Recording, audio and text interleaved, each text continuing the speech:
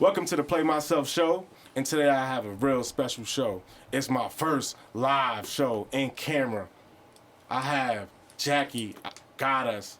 Not I was about to say Jackie I got us, but we got Jackie got us, the podcast. Whoop, whoop. Yes, sir. Yeah. In the building. Yeah. We got Scottie. What's up, man? We got Pierre. You. And we have Rec. Yes, sir. Back in the building. What's good, y'all? What up, bro? And we got our producer Eddy in the building too. Shout And out to Eddy's the in producer the building. Eddy. Shout out to EQ. Big Ed. So, first off, I want to thank you, gentlemen, for first off inspiring me to do a podcast and help me through my journey, because this jump was hard, bro. Every week, every day, the journey is like the realest thing in the world, man. But I thank Ed, Rec, for introducing me to Scottie, you know, and I thank Pierre for just being there every week with that objective perspective, somebody say. Got to keep the energy up, man. Keep the energy where it's at. So how did y'all start y'all podcast? Because I remember a week where, you know, I was talking to Scottie about doing a podcast. He's like, yo, you got to just start, bro. And I'm like, man, you telling me what everybody on the internet is saying. You fake, whatever. I wasn't calling you fake. You know what I mean? Scottie 6'4", everybody. 6'5", be respectful. 6'5", whatever. And I was like, yo, y'all got Jackie.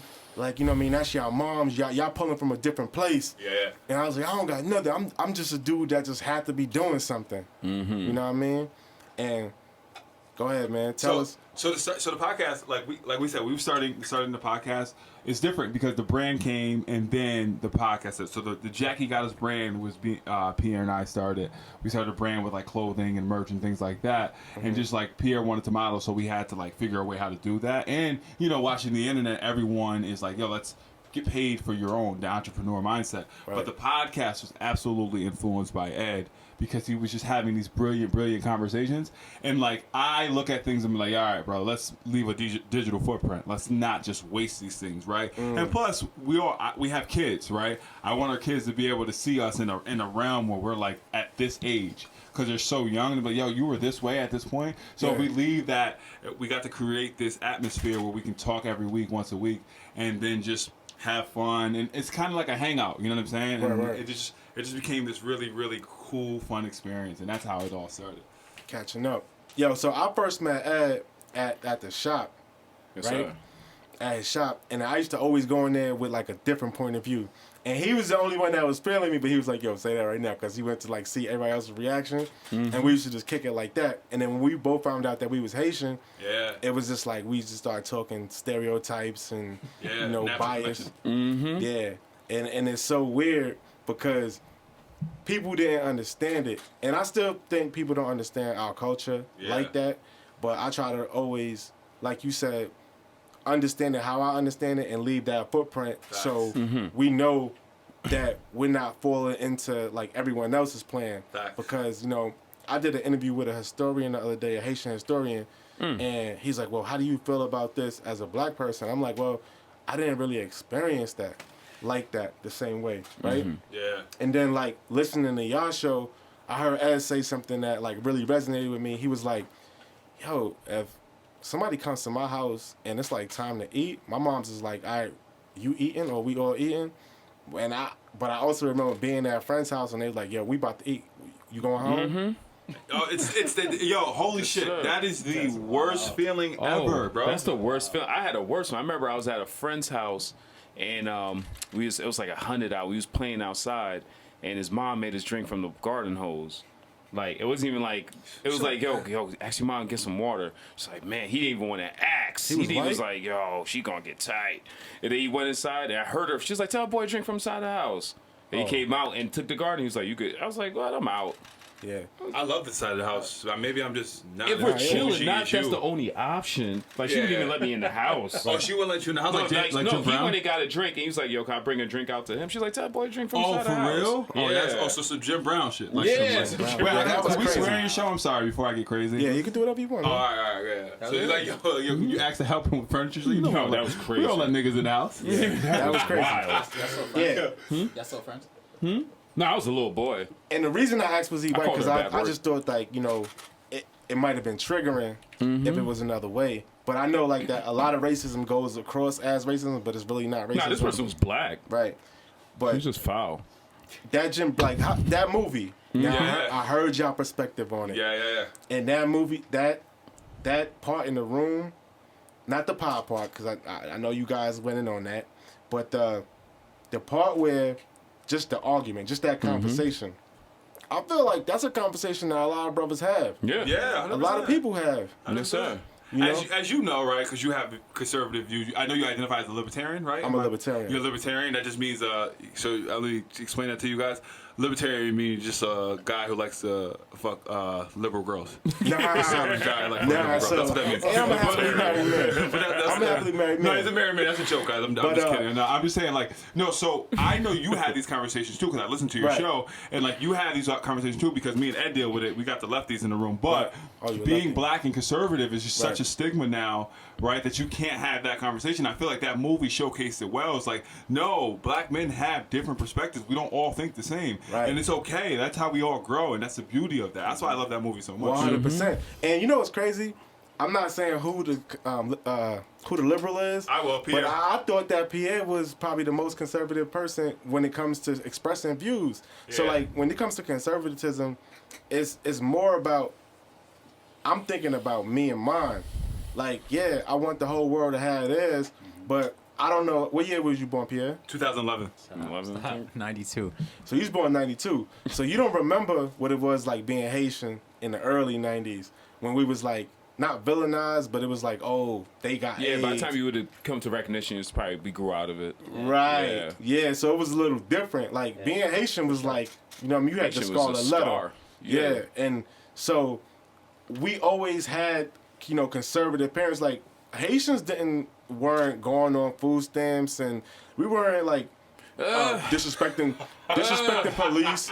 No, it was happening, but it wasn't like a thing. It was like last minute. Haitians didn't become comfortable with the Haitians are very conservative, not politically, but conservative in personality. Haitians will take some food stamps and tell you that they work. Trust me, real fast. But you was also getting like, you know, myriad and stuff like that for breakfast and maybe Haitians lunch gonna too. take some food stamp stuff. Right. I mean, they gonna get them how they gonna get them. They gonna get them, but they're not gonna.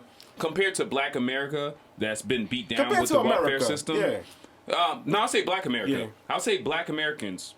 They have been beat down so much by the welfare system that same thing with hip hop. A comfortability comes with poverty. Right. A Haitian will still try to act like they're not suffering that hard. You know what I'm saying? Like, I'm a welfare child. Like, being on welfare is like. When people like clown welfare and be like, oh, all the budget's going to welfare. I'm like, you ain't never been on welfare. Welfare is rough. Welfare, like I always tell people, there's a difference between hunger and starving. You never been starving. When you're on welfare, you're starving. That means about, what is it now, like the 24th? That means you're not eating to the 1st again. And some people might not eat to the 15th. Yeah, it depends on where you signed up for your checks or whatever. You know what I'm saying? But like, but imagine if all the stuff is gone before the 15th. Facts. You know what I'm saying? But like Haitians were more conservative that they don't like to put their business out there. Like bag of rice. I remember when Bone Thugs and Harmony dropped First in the Month as a kid. Like I felt like so comfortable because I was like, I thought I was the only person going through it. Oh wow. Literally, that song meant so much to me, and I liked the band because like that song's like. Even though they're making light of the situation, but I was like, yo, I thought going to school, I was the only person that like got food stamps. The only person that like had to go to the worst clinic just to get, you know what I mean, my checkups. And like, you go to school. And I think that's why I was drinking on the side of that house out the hose because I was Haitian. It's like, don't let that Haitian kid you hang out with come inside the house. It was rough as a Haitian as a little boy. Yeah. So you grew up Miami Haitian. In Miami. Oh, that's different. It's straight. They tell you eat dogs, you eat cats. Yeah, I grew up in New York. I grew up New York Haitian. Oh, and I think that was the thing. Rough. So Miami, Florida people nuts. Yeah, my family had bread. Yeah. So, but it was like certain things. Like if you ever read the Man Child of the Lost Soul, I forget what it's called. It's by Claude Brown, right? And they talk about how parents wouldn't call police or they wouldn't tell the landlord that something was messed up in the house. That's how it was. So like when it came to like doctors, we always had the in-house doctors. We was never going to do like vaccines and stuff like that. Yeah, and it was a lot of so my grandfather was like he was like a magic man, we would say, right? And we never he never trusted in like Western things like that. Gotcha. So he would just tell us to do things, and we would. Oh, what's that tea called? We used to always drink With the Moscatel? No, we used to take weed Moscatel when we was sick, and refreshy and things like that, and like that used to solve everything. It was like, you ever seen My Big Fat Greek Wedding when they used the Windex? It was like that. You know what I mean? But bread wasn't a problem, and respect for the police was at a up high. Like, we wouldn't call the police. Like, something happened in the crib, it'd be like David Goggins' book. Like, oh, nah, she good. Tell him you good. Right? Yeah. And if you look at the history of it, because I study Haiti as just like a student, Haiti's the only country in the Western Hemisphere where domestic violence is not a crime. Yeah. Till this day. That's a fact. Yeah, like in Haitian culture, it's your job to control your woman. Well, we need to take some shit like that over here. You know what I'm saying? we need to figure this out. You know what I mean? We gotta adapt. We gotta adapt a little bit. But it bleeds so deep. So I went to Haiti in 2017 for a tech conference. Google bought whoever was Haitian that wanted to come out and influence. They bought us out, right? It was like $400, but it was easy. But when you tried to give like the young men game, they was just like, yo, you trying to take my girl? You trying to take her? Yeah. That's what you want to do? Yeah. Ooh. And it was like, nah, bro. I had my ring on. I'm like, nah, bro. Like, I'm here to help you. Like, you know, maybe do what you got to do. I met this one boy. He was 15. He would travel to Miami every month for like $4,000 to buy Jordans and everything for like the dope boys and things in Haiti. Yeah. And they were just giving him like $10 a sneaker.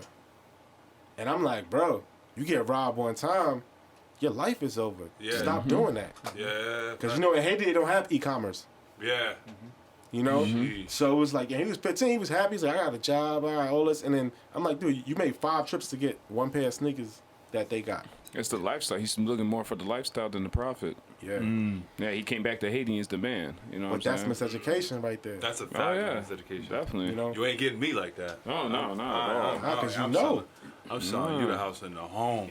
It's different. It's strangely like, it's weird. I've remember, like, I was speaking on our podcast about, like, other people outside of America don't consider themselves black. So, like people get into arguments, like, with Dominicans, like, got Dominican line, it's like, don't call me black. And people are like, oh, you got skin like me, but you don't identify. No, he's like, no, I believe my people from Africa. I believe my people have been migrated here. You know what I'm saying? Well, not migrated, but brought in chains over here. He's like, but you allowed them to call you black. We don't call each other black, and we might call ourselves Moreno, we might call ourselves Africano. Like, there's different things that we call each other, but we don't call each other black. And it's weird in this country, a lot, like, only black people, we understand that. Like, there's so many different types of black people. Africans are different from Haitians. African Americans are different from Jamaicans. Like, there's so much different culture, and it does source back to the same place. Because if you look at it, you just look at the food. My people migrated from D.C. I think so. That's true, though. It's a fact. I'm not into that 23andMe shit. I'm okay. I don't even know. But let me tell you this, man. The Great Migration. I don't even believe like slavery happened like that. Oh, honestly. Here we go. Let's get to the thick of this shit. Kanye. I believe that we were here. I believe that too. Right? So like say like the Indians, right? So like you had dark skinned Indians, you had light skinned Indians. So I believe there's like, all right, let's mix this pot. Because like think about it, as far as like owning a business. How many Africans could come over on the ship? Hundreds. You say hundreds. Then, hundreds, right? thousands, and hundreds, thousands, whatever, right? But like, what's the number that it started with? So like, say if you put 1,000 Africans on the ship, how many is like really coming over and like you can sell? Exactly, and make it over. And you selling over to the 1%, right? So I believe that like, yo, dudes is here, and he's like, yo, that's a LeBron right there. That's a Serena. Mix them. But then when you see the Indians, they like, yo, mix them with them because they already here. You know what I mean? That's why you got like the different hair textures and things like that. And that's why I think I agree with you. After doing like further study outside stuff we learned from school, and not saying like I'm looking into pseudosciences. I'm looking at like what they teach in colleges. Like when I remember getting to college and you learned a lot of stuff about like history and science, they're like, wow, this is a little different than what you learned in high school. And looking up stuff and like looking at these different historians speak, I'm like, no, black people were here before. I don't believe the Native Americans were the tone that we know Native Americans that's shown as in movies. I believe they was as dark or darker than us. You know what I'm saying? Right. Based off this, if you take, I believe the Native Americans came from the relations with the Vikings. The Vikings came here way before the Europeans came. And we know Vikings aren't Europeans. That's Europe takes over, the countries of Europe take over the Viking culture throughout wars and history. The Vikings already had lineage in this land for a long time. If you look at Viking culture, you look at Native American culture, many of they're the same things. If you look at places like Greenland and all these places, you could see where the Vikings and the natives of that time merged together and their people came of the same You mean Vikings like How to Train a Dragon? Yes, those people, what we think of Thor and all those type of people. And then in American society, we only paint that culture as savages. Right. We paint that whole history of Viking history as savages, not look at like their innovations that they did as a people and how they traveled here and this facts that the natives were able to do commerce with them. You have like the Minnesota Vikings. They get that name from the Vikings were able to make it as far to Minnesota to have an influence in that area. So what are you guys saying? So I'm so confused because what do you guys mean you don't believe slavery happened? No, I didn't say that. No, that's a broad statement. Slavery definitely happened. I don't believe it happened like they said it happened. Okay. Right? So our heritage is Haitian, right? Yes. So Haiti got its independence when in like 1804, Yes. I think it was, right? Yeah. And January 1st. our leader, Solo.to at the time, right? He had a white wife, right? So for him to have like he didn't have a white girlfriend or something he was doing something on the side with. He had a white wife. Yeah. So much that he was like, yo, this war that they having with France and all that shit, it's fucking the bread up. Yeah. Yo, this how those Americans think. Yo, you gonna have to go to America. So it's Shorty, he told his baby, and you gonna have to go to America, tell him that your husband, Tucson Louverture, need this. That's why he's the only black person, period, in the American Constitution.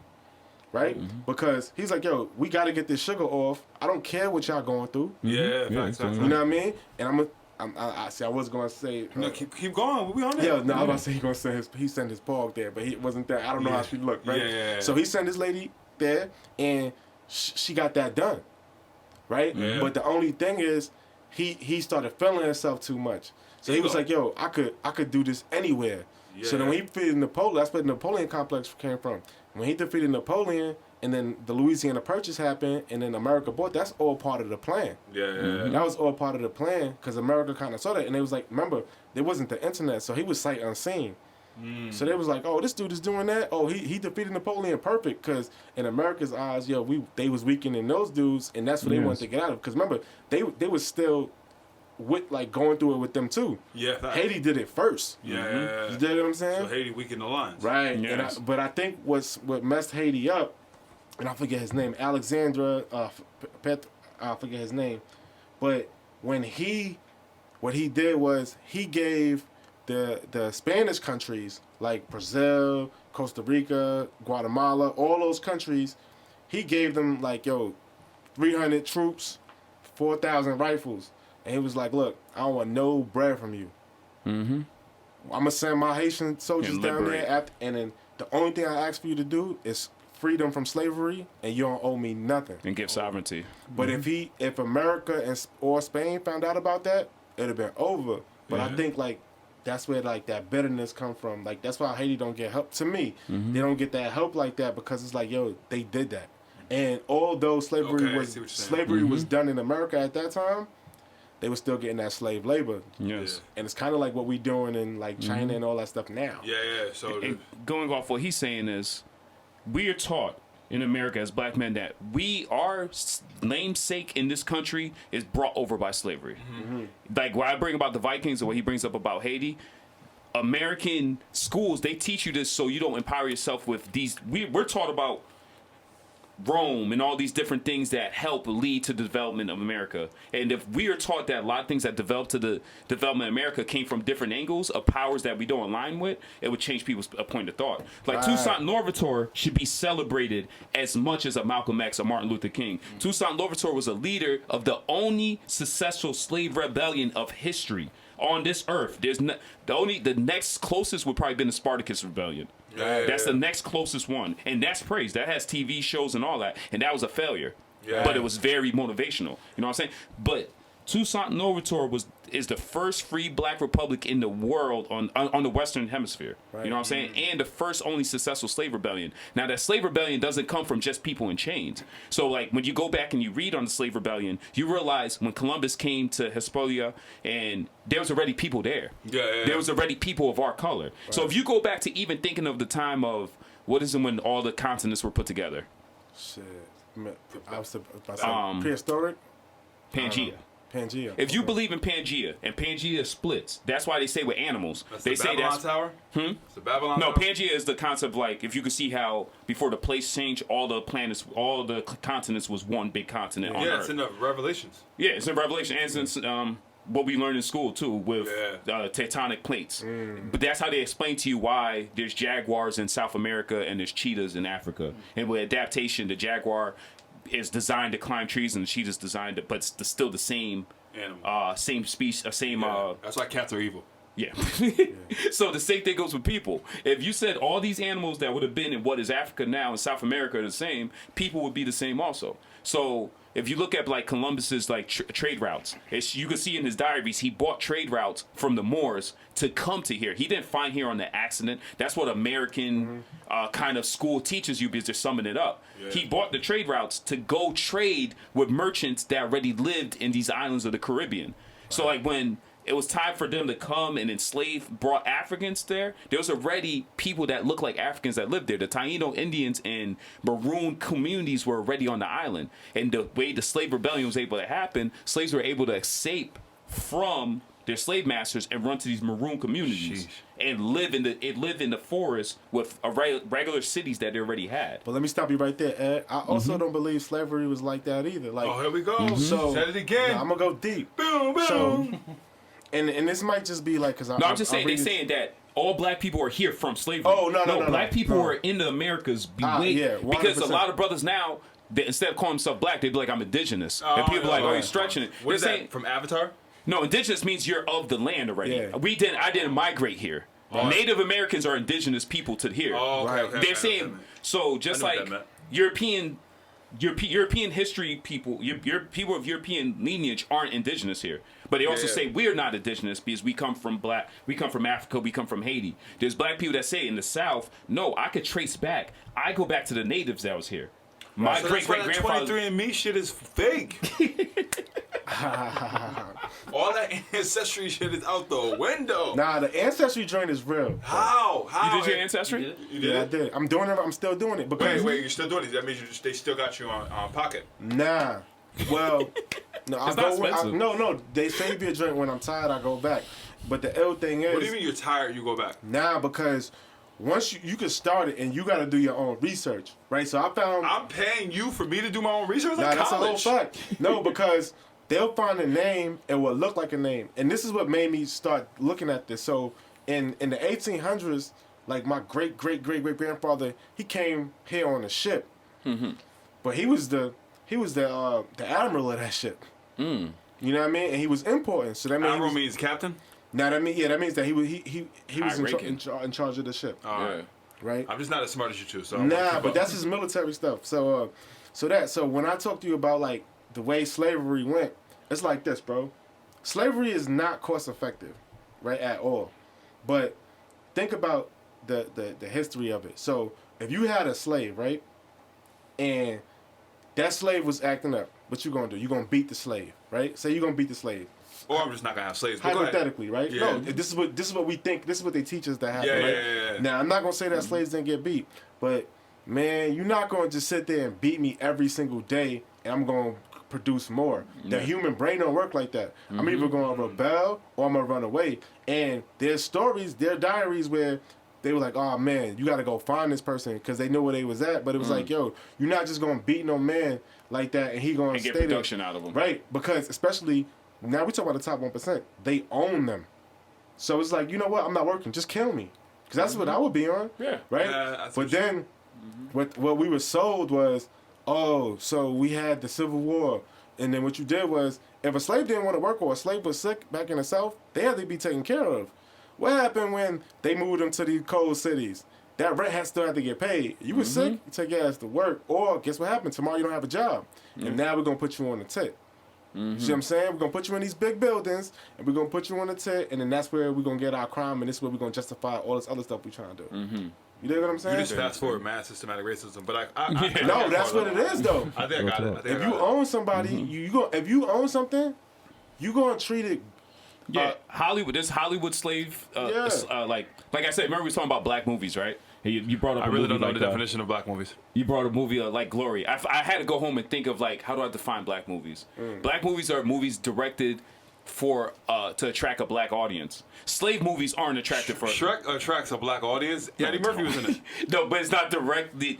Eddie Murphy has some movies that are black audience directed. Shrek. And some movies that aren't. He's got Justin Timberlake. Shrek ain't it's to attract all audiences.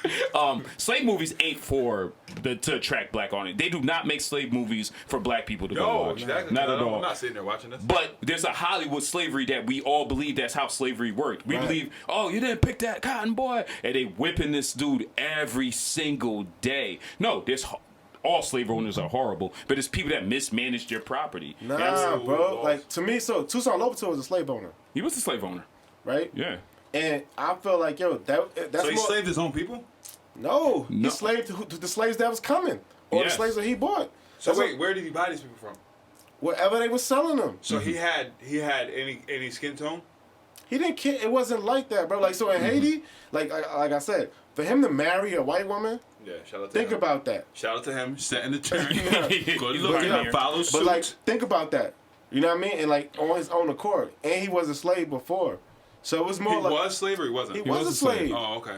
Yeah, he switched up. No, it's because that's what the law is. Yeah. Some people, like, when they're coming as slaves, they're not, like, there's paperwork and everything has to go through to make them not slaves. The only reason people are coming to this country is because they're slaves. They were already, this is the law, that's the catch. There was black slave owners. Yeah. There was also slave owners that owned slaves because there's no way else for this person to be here. Yeah. It doesn't mean I'm beating on you every day. It doesn't mean that I'm treating you bad. Yeah. But it's like, you can't legally be in this place without going through the paperwork. Yeah, shame, because you were here as a slave. You was brought to here as a slave. It's almost like what's going on with the sex workers now, right? So I don't know exactly the right terminology for it, but they have it to where like they're on their own, but because of the kidnapping and everything, they try to put like these blanket laws on them. But now the girls and the guys that are doing it, they're like, yo, this is fucking up our paper. Depends. You know what I mean? Because now this is being tracked and these are the laws, but like, we safe because we have our network. We have our own things. Well, Kamala Harris wants sex workers to be legal. So that might be messing up. It's probably fucking her bag up. Oh, there it is. She likes putting away niggas. Sex work equals towards crime.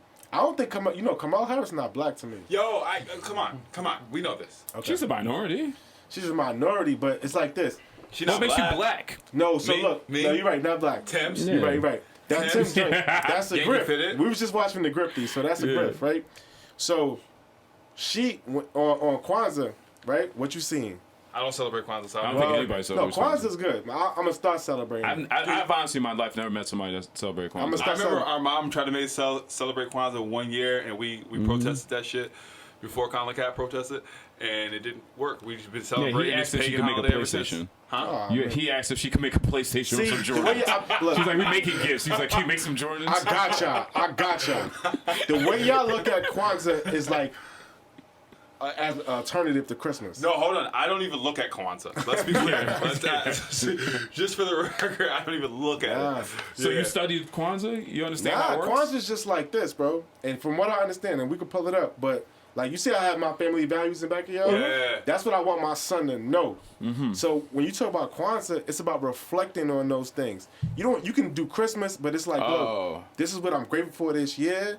And then on the second day, it could be like, okay, this is what I want to achieve as a goal for next year. It's just putting it in order. Kwanzaa was created by a professor just for, and they made it something else. Yeah, they made it something else, right? Gotcha. Yeah, they always occupy the movement. Right. But during Kwanzaa, seen Kamala Harris, she had that red dot on her head. She didn't have no kufi on. She didn't have, you know what I mean? So this is like Hillary. She said she identifies more with her Indian side. Yeah, it's like Hillary. She's Indian.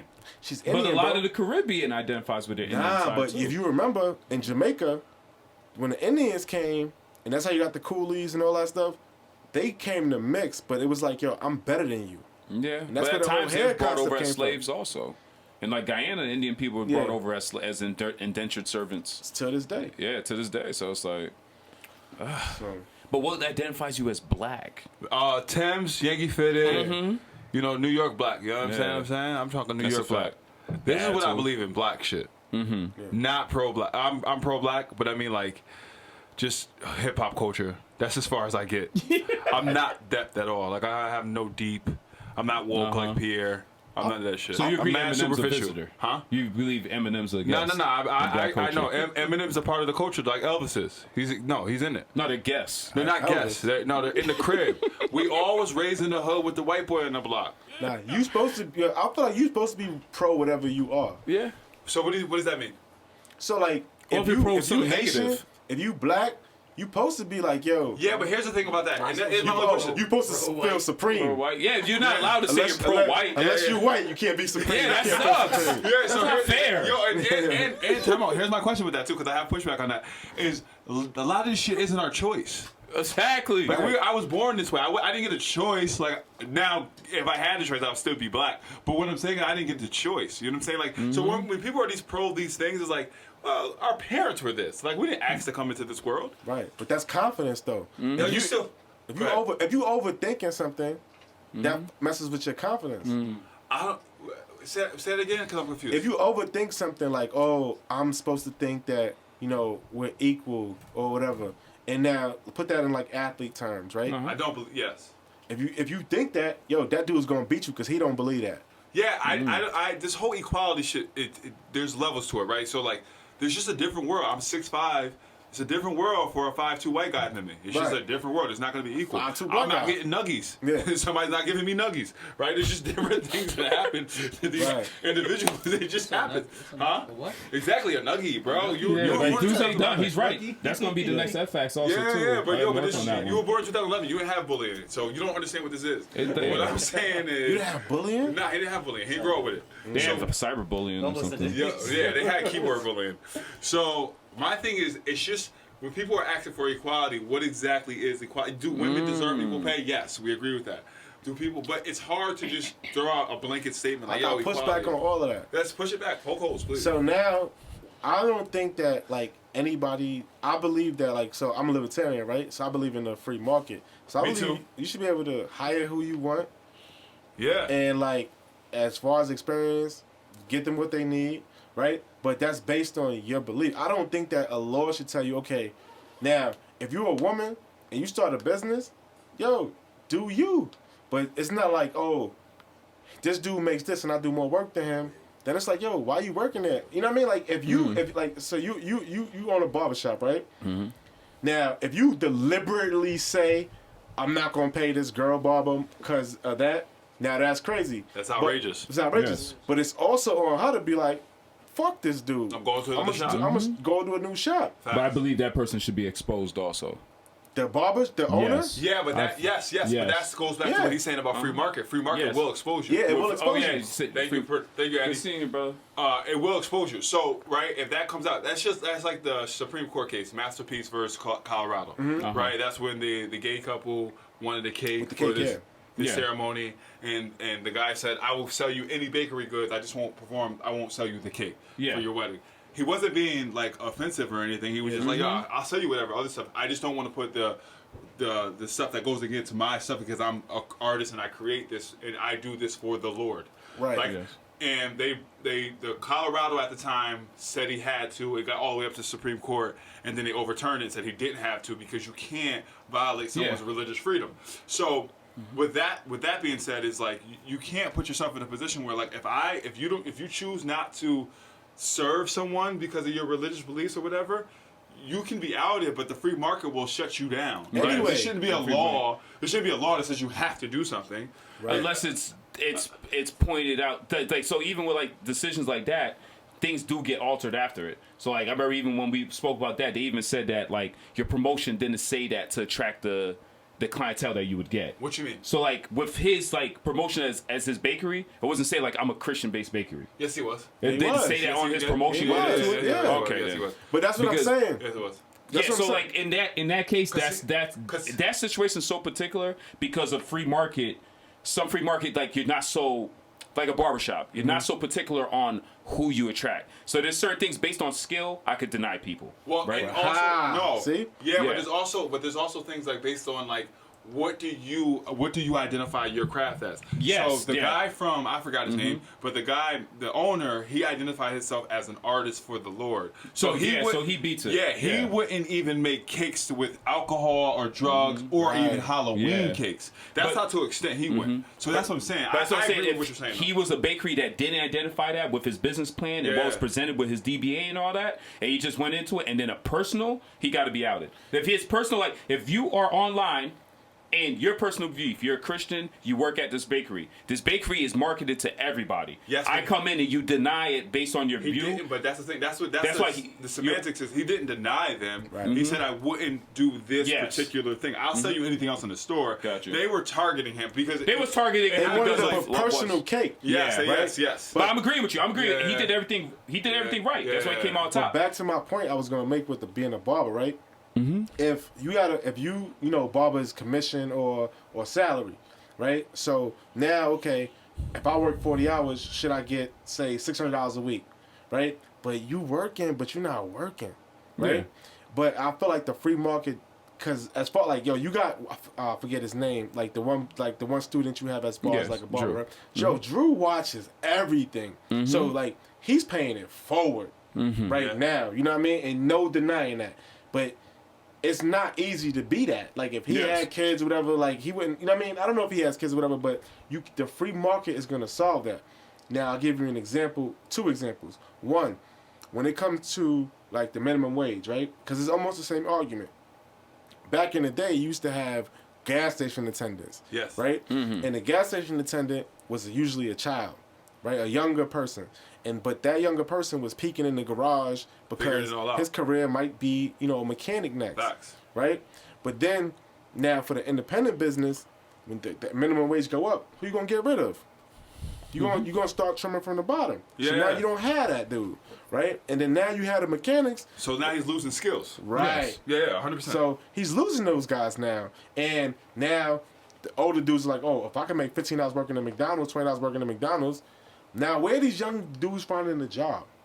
yeah, You no, see what I'm saying? Because you clogging it up.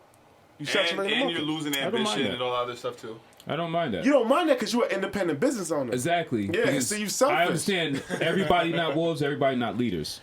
And Right. The concept is, I feel as in parenting wise, like I used to always go at Scottie about work, jobs and stuff, and Scottie just was like, jobs is just something you get in the Run up meantime. there? Yes, please. All right, I get it. So Scottie would explain to me, like, we always clash about jobs. I'm like, yo, you got to keep a job. You got to keep a job at all times. And he'd be like, it's not getting a job. What's the point of it? Like, just because you're getting a paycheck, is that bettering you? Is that educating you? Is that making you better? Like, as being leaders, like our mother was a leader, we understand that I can empower my children to be leaders, that they don't have to worry about minimum wage. If they they can make minimum wage on their own if they access that. Minimum wage basically means if I can pay you less, I will pay you. That's why when it comes down to slavery, and I say with slavery, people would have slaves nowadays based on the way they conduct business. That's a fact. But here's my pushback on that. You said people are born leaders and people are born wolves, but like you can't be born that way. Those are raised. So Those are raised. If you're putting yourself in a position of if you're lowering the bar, so I understand this, right? If you're lowering the bar to be like, yo, I can reach for $15 a job at McDonald's. Where are you teaching them ambition? Where are you teaching them drive and motivation? That's what I'm saying. I won't Parenting, reflect it. bro. That's what I'm saying. I'm reflecting on parenting versus what's put on the market. The $15 an hour has to go with this tons of systematic stuff that hurts the lower class. Facts, You know what I'm saying? The $15 an hour, I can have my son making $10 an hour and getting more of in the end. $15 an hour, between $15 an hour to $25 an hour ain't shit in America. Right. You're still gonna have to work harder. I can give my sons the value, or our sons and daughters the value at $10, $9, like that kid that's watching them, and like Drew, when he could come into that shop and not make no money on a day and learn skills from me and my business partner that's gonna further him. That who knows, sky's the limit. Or he can go to McDonald's and work at McDonald's for $15 an hour. When they say if I gotta pay you 15, you would have averaged 20 hours. Right. Now we're gonna drop that to about 13 hours. I'm just gonna hire more so people. you're proving my point though, Ed. Yeah, I'm completely Okay, agreeing with okay, you. okay. I completely agree with you and agreeing with Myles. Like, I think Myles is going to angle like keep bringing up the minimum wage is not really going to better society. Bro, government interference. But I don't think is it's what for. I'm saying. I don't think everybody's a leader. That's really what bro, America is. 85% of people are not leaders, right? In a nutshell, number. right? So when it comes Such a to high that, number. right? The black man, the white man, the any kind of man, like that's where you get that's where you're supposed to get your ethic from. Now you don't have to go with what your parents show you, but that's supposed to be your foundation. Foundation. Right? It's supposed to be your foundation. So when there's a plan set for you, right? Being that, all right, the government saying we're going to do this for everyone, we're going to do this for everyone, you get lazy. You know, 100%. 100%. That's why I'm so vocal about we have to have men. We have to have fathers. We have to have parenting. And Strong men. Strong men. And we just spoke about this on the show. The demasculation of strong men is crazy to me because Yes, sir. we set the standard, right? And I'm not saying that mothers aren't important and all this stuff, but when you're setting this notion of this fatherless homes is a part of the reason why we're in the condition we're in now. Because man needs to raise man and hold these kids accountable, right? And to teach them these lessons. If your son and you build disciples and you're raising disciples, he's not going to look for that $15 an hour because he knows the gems I'm going to get from this. Because this is not nepotism, but I'm grinding up the legacy. Yes. I'm taking the torch on, right? And fathers aren't supposed to raise children; they're supposed to raise disciples, right? Because you got to be an extension of me and go grow this garden further. But if we have an attack on men and fathers in the community in the world, then we're just. That's why I said when we get to this part of like when we have these things where the government is supposed to be our parents, no, bro, stop taking the responsibility of parents. If they're laying down to have these kids, they gotta hold it down. So I'm gonna ask 3 questions after Ed speak.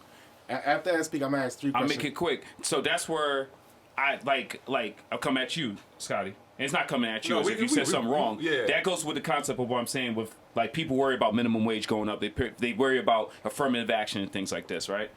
I say, like you said, perfect to me. You said leaders are molded.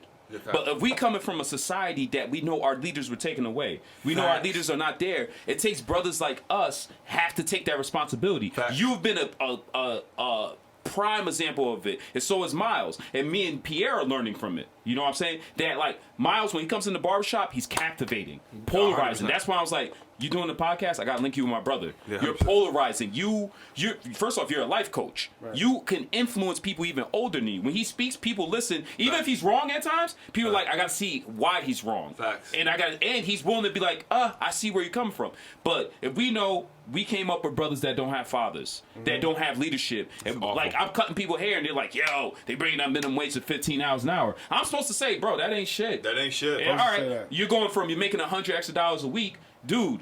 What are you working on? Facts. Same thing with you. If like we know we didn't have fathers and we were able to find it from each other, or we found it from different areas, or you had a father, you learned stuff. If you know your brother, your friend ain't have a father and doesn't have that direction, it's our chance to develop them as a leader. Personal capital. You got to build your personal capital. You got because I don't blame government. Bring up that minimum wage because society is lower class hurts and stuff like that. But I gotta empower my brother if I'm gonna call him my brother. If I hang out with you, I gotta empower you. If I know you're not a leader, I have to tell you. Like right now, like just last year. Shout out to I'm about to start getting the real estate game. Last year alone, I convinced 5 people to get out there and purchase their homes. Just off the strength of regular conversation. Not trying to make $1 off them. Just letting them know something I know about the real estate. Like just knowing like in America, you have to build equity. One of the first ways you can build equity is buying a car, jewelry, a home, stuff like that. You know what I'm saying? So, like, knowing what I learned and seeing how buying homes benefited my life, I put some young brothers that's making some decent money, and they had no idea. They're like, yo. And now they're like, yo, good looking, Ed. That was a great idea. Like, I opened up a new window that opened up. It's not even owning the home is so important. You just open up a new window of stuff of credit building, of managing money, saving, different things that they wouldn't have learned because they didn't have the parent to teach them. You know what I'm saying? 100%. Right. So when it comes to personal capital, I always look at dudes like you as like dudes that have a skill, right? Because, especially because like you never really like look at it. You ever look at it like, yo, dude, like you're a stylist. You can be good anywhere, right? I get a check from a man. So like to me, I look at it now like, oh man, I got to start working on my personal capital. So the questions I have for y'all is 3, right? When is it okay for a black man to cry in public? Right? And then, is it okay for a black man to cry? And that answer is yes, but then when is it okay for a black man to cry in public? And if you had $200,000 by the time your kids went to college, would you send them to college with that? Or would you say, take 100, start this business, and we take the L if it's an L? All right, so wait, start with one question. Ask the first question. So when is it okay for a black man? This goes with his 6'5" and 5'2". Yeah, light skin, dark skin. Is it okay for a black man to cry? So from what you know, not if it's not talking for all black men. Yeah, I'm talking from my experience. Yeah, I've been crying in public since a baby. Ed knows. Yeah, I've never been ashamed to cry in public. I'm like a crier. I remember I've never had Ed has taught. We didn't shout out to our dad, but he's great in our life now. But when we were coming up, we didn't have him present, and Ed like molded me not to have insecurities at a very young age. Like I mean, like very very young. We had this thing. I say this all the time. Is like before we would leave the house, Ed had 7 jokes for me. Like before we would even leave the house, like bang bang bang bang bang. So for me, I mastered my flaws earlier. I owned them shits earlier. So when being sensitive is one of the things that I own, I was okay with crying in public, crying at movies, crying at a sad situation. So I've always been, for me, it's always been easier. I know it's not an easy thing for all men, so I think it's okay to cry in public when at a young age, for me personally. How about you, P? It took a while for me to get to this point. At first, I didn't show a lot of emotion. I think people don't think I show emotion much. But like let's take high school. We lose a championship game. There's dudes that would be crying in front of the camera and stuff like that. It's a very emotional moment. But I'm like, why are you dudes crying? Because I grew up with parents, and knows my parents.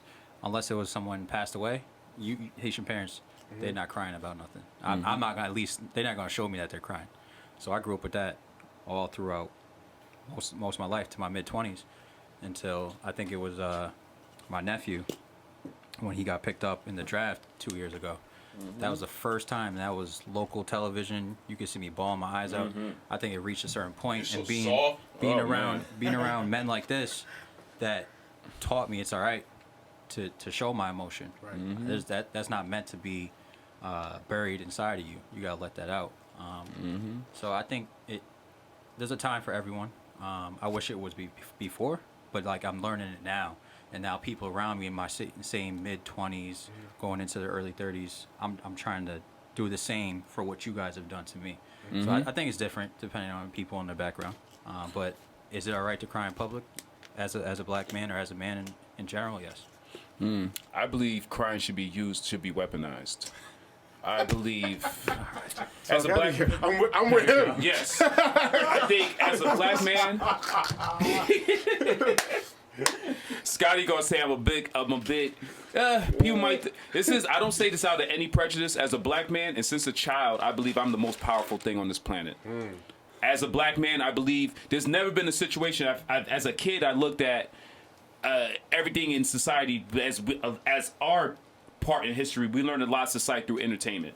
I've always found that black man growing up was the weaker of a movement. Even if it's within a superhero team, he's never the leader.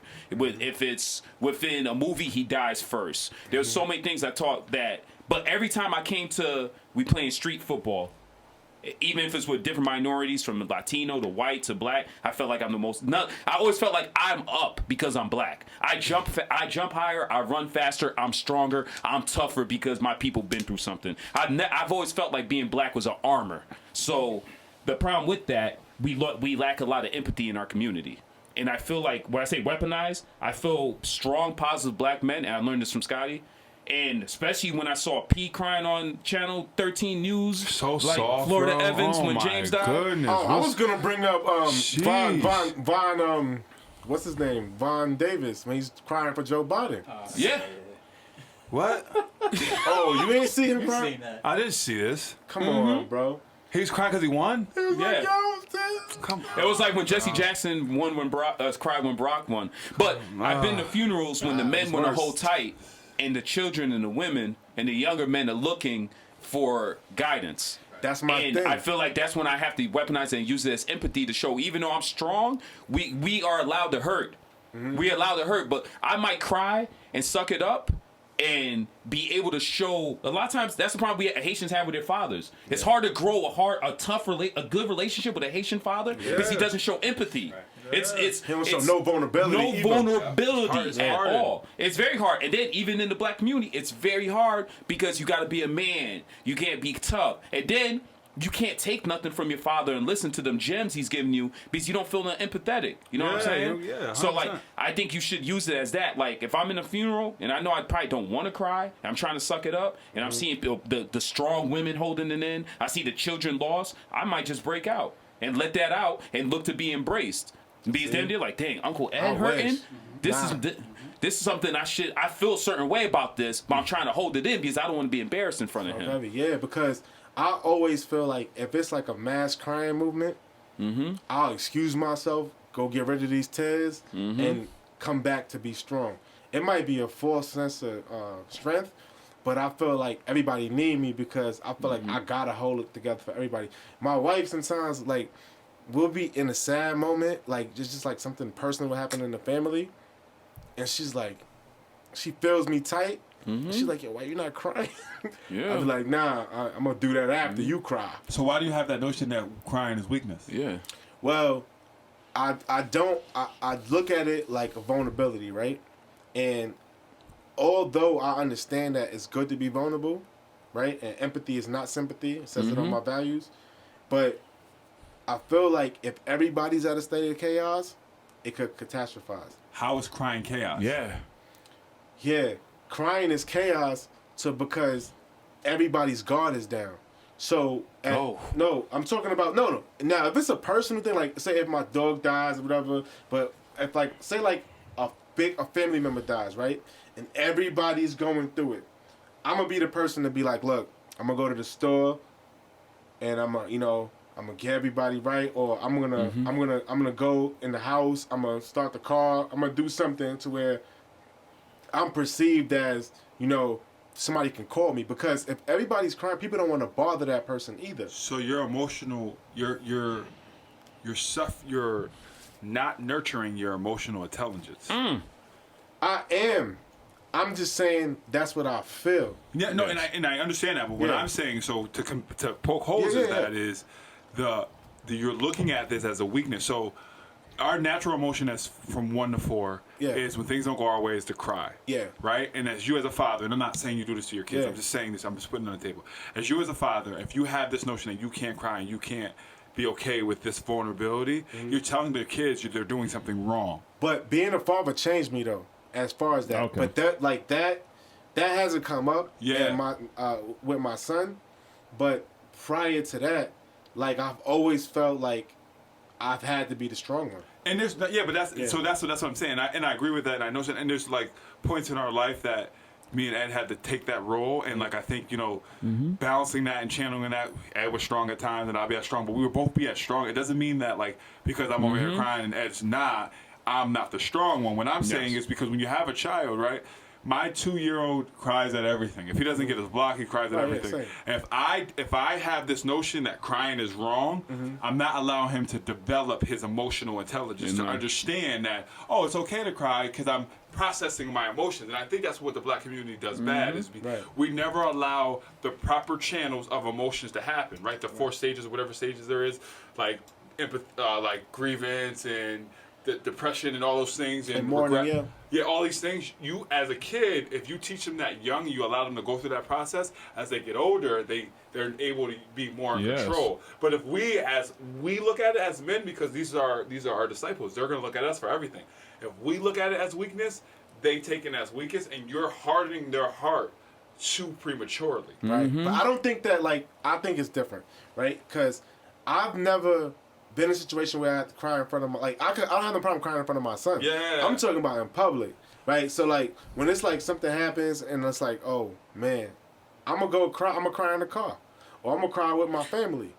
And this where I go with that's how I look at situation. it. To go personal, we'll say when late great Jackie passed away, when our mother passed away, he didn't cry, and we thought the other would be the other way around, that I'll be able to put that armor on. I couldn't hold it in. Right. And me at the moment being vulnerable from I was looking for him for leadership. So when he's not crying, I'm like, I'm unsure of the situation, and I'm a leader within the group. So now when I see him not crying, I'm like, am I being weak crying?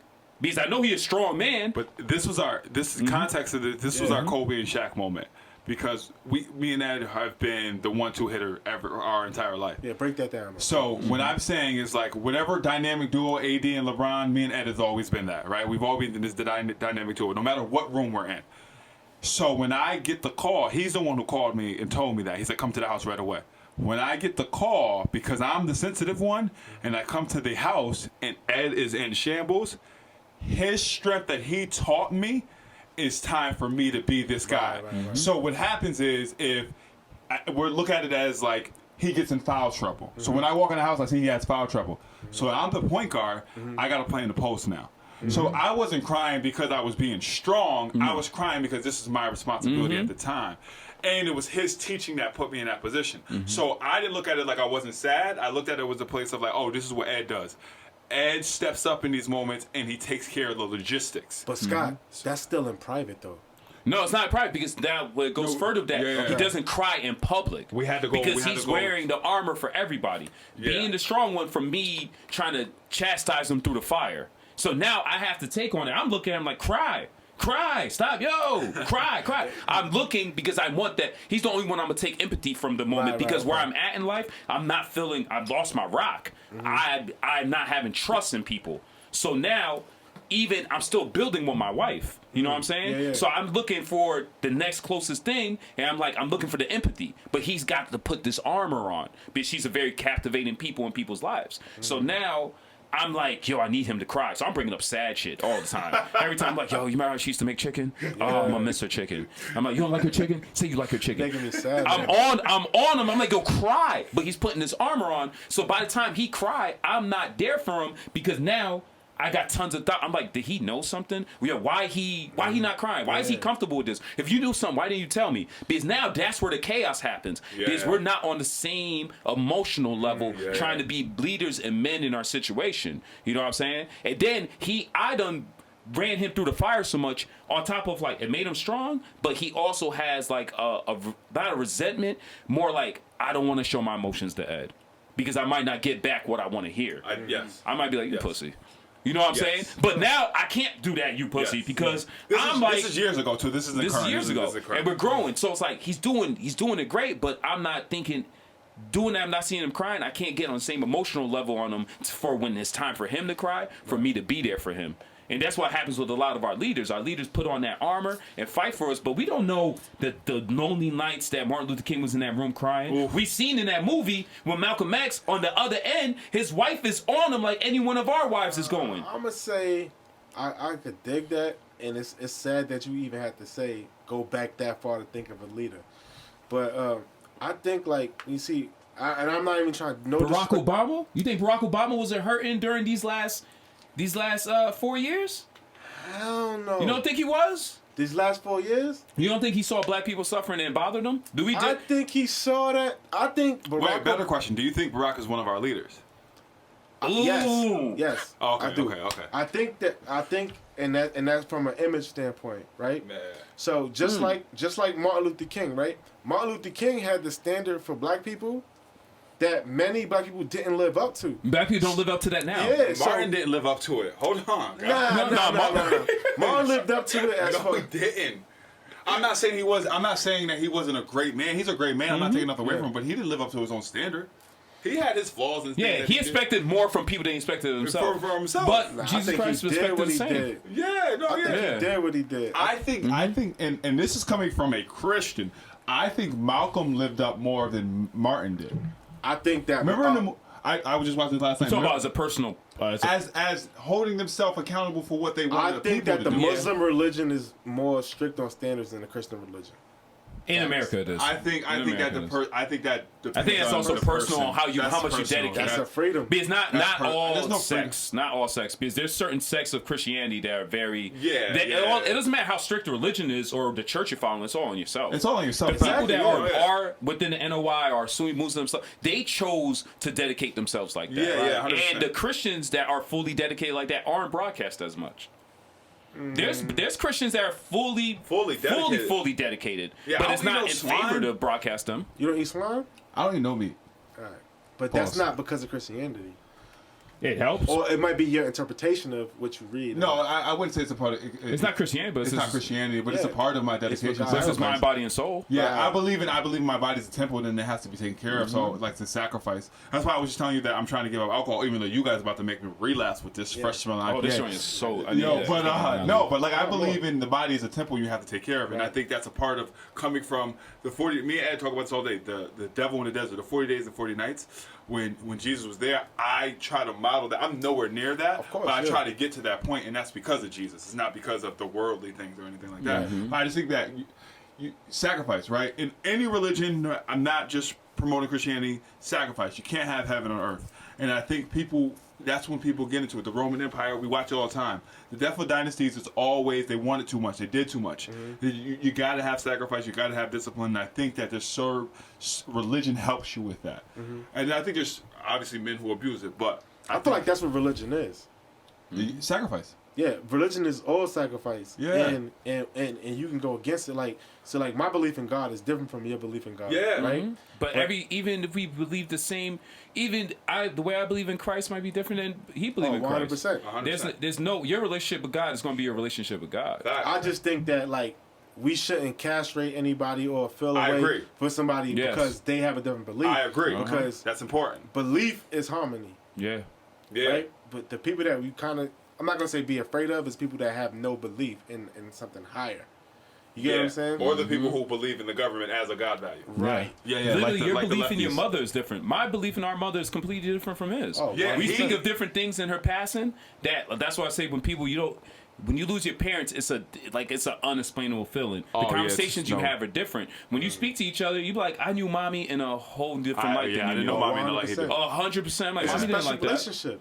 Mommy liked that because you liked it. Yeah, I You're didn't. like, I huh? didn't. Me and Ed see our mother totally different. And y'all my have brother see it sisters. So too. you have sisters? Nah, No, right? yeah, we have a little We sister have on our big dad's sister, side. not On our single. dad's side. That's where the hard thing is. Because your sister, like, my sister thinks that my mom gives me more than her. My brothers Because- think that about me. She wants that. What is that? My brothers think that about me. Yeah, right. I'm everybody's favorite, But though. you think you the favorite? Like you might not No, think no. you know you the favorite, right? And Facts. but that's a parent's That's job to all always before make passing. everybody feel like Yeah, that. Dude, I was just saying. it's all before passing. Yeah. Like when people ask me how's it feel to not have your parents, and people ask me that, and I was like, your point of view is completely different. You sit back and be like, yo, he got more than me, and then when you see him passing and you see on table, you like, wow, she opened up way more emotionally to me than she would ever open up to him. Yeah. Or She this- didn't talk to me like an adult though. See? No, so Ed had the adult mom. I didn't have the adult. I was still the There's certain gems I got that That's he what I'm didn't get, and saying. gems he Yeah. didn't get, and gems our little brother got that we didn't get. Yeah. You know what I'm saying? It's like one might get more material because that's his personality. One might get more one-on-one attention. You know what I'm saying? One might get more sensitivity. You know what I'm saying? If you got a sensitive kid and you got pit bulls in the house, and you know what I'm saying? You got a Pomeranian, you can't force that Pomeranian to be a pit Bro, bull. that's the power of a woman, though. Oh my Yeah. goodness! I ain't gonna hold you that. That's the power of a woman. That's Woman's say powerful, that, bro. Say that for the person in the back. Women, Jesus. like women's intuition is the best, bro. It's so beautiful. And like I feel like a man's job is to protect his woman and empower her to kind of be the best version of herself, because that's when you're gonna get that different type of love, whether it be your mom's, your wife. But now let me open this up to something a little bit more to lighten the This is the the second mood. question? No, the second question we can answer later. So what's the wild? And I'll go first on this if you guys will feel a little uncomfortable. But Now this is we what's Jackie boys. what's the wildest thing your wife ever told you that you looked at her and was like, babe, you know that's not true, right? What do you mean though? What do you mean though? I'm confused. So I know where he going I'm gonna with give this. you my example. Oh yeah, give me yeah. So my wife thinks that Norwegian people of Norwegian blood can't get HIV. Right? So when she told me that, it kind of like triggered me, Cause I was like, you know, I grew up in the 90s and the 2000s where it was like, the whole thing was like put to us like, yo, you better use the condom. You might get AIDS. Oh, You man. might get AIDS, right? And it was like, for Pierre, AIDS or a sexually transmitted disease. Imagine how COVID was, how COVID Yo. is now. That's how HIV was for when we were children. but bro, it was like, Yeah. I thought I had AIDS mad time. Dude, COVID, like the scare COVID Oh, has yeah, HIV bro. was this serious.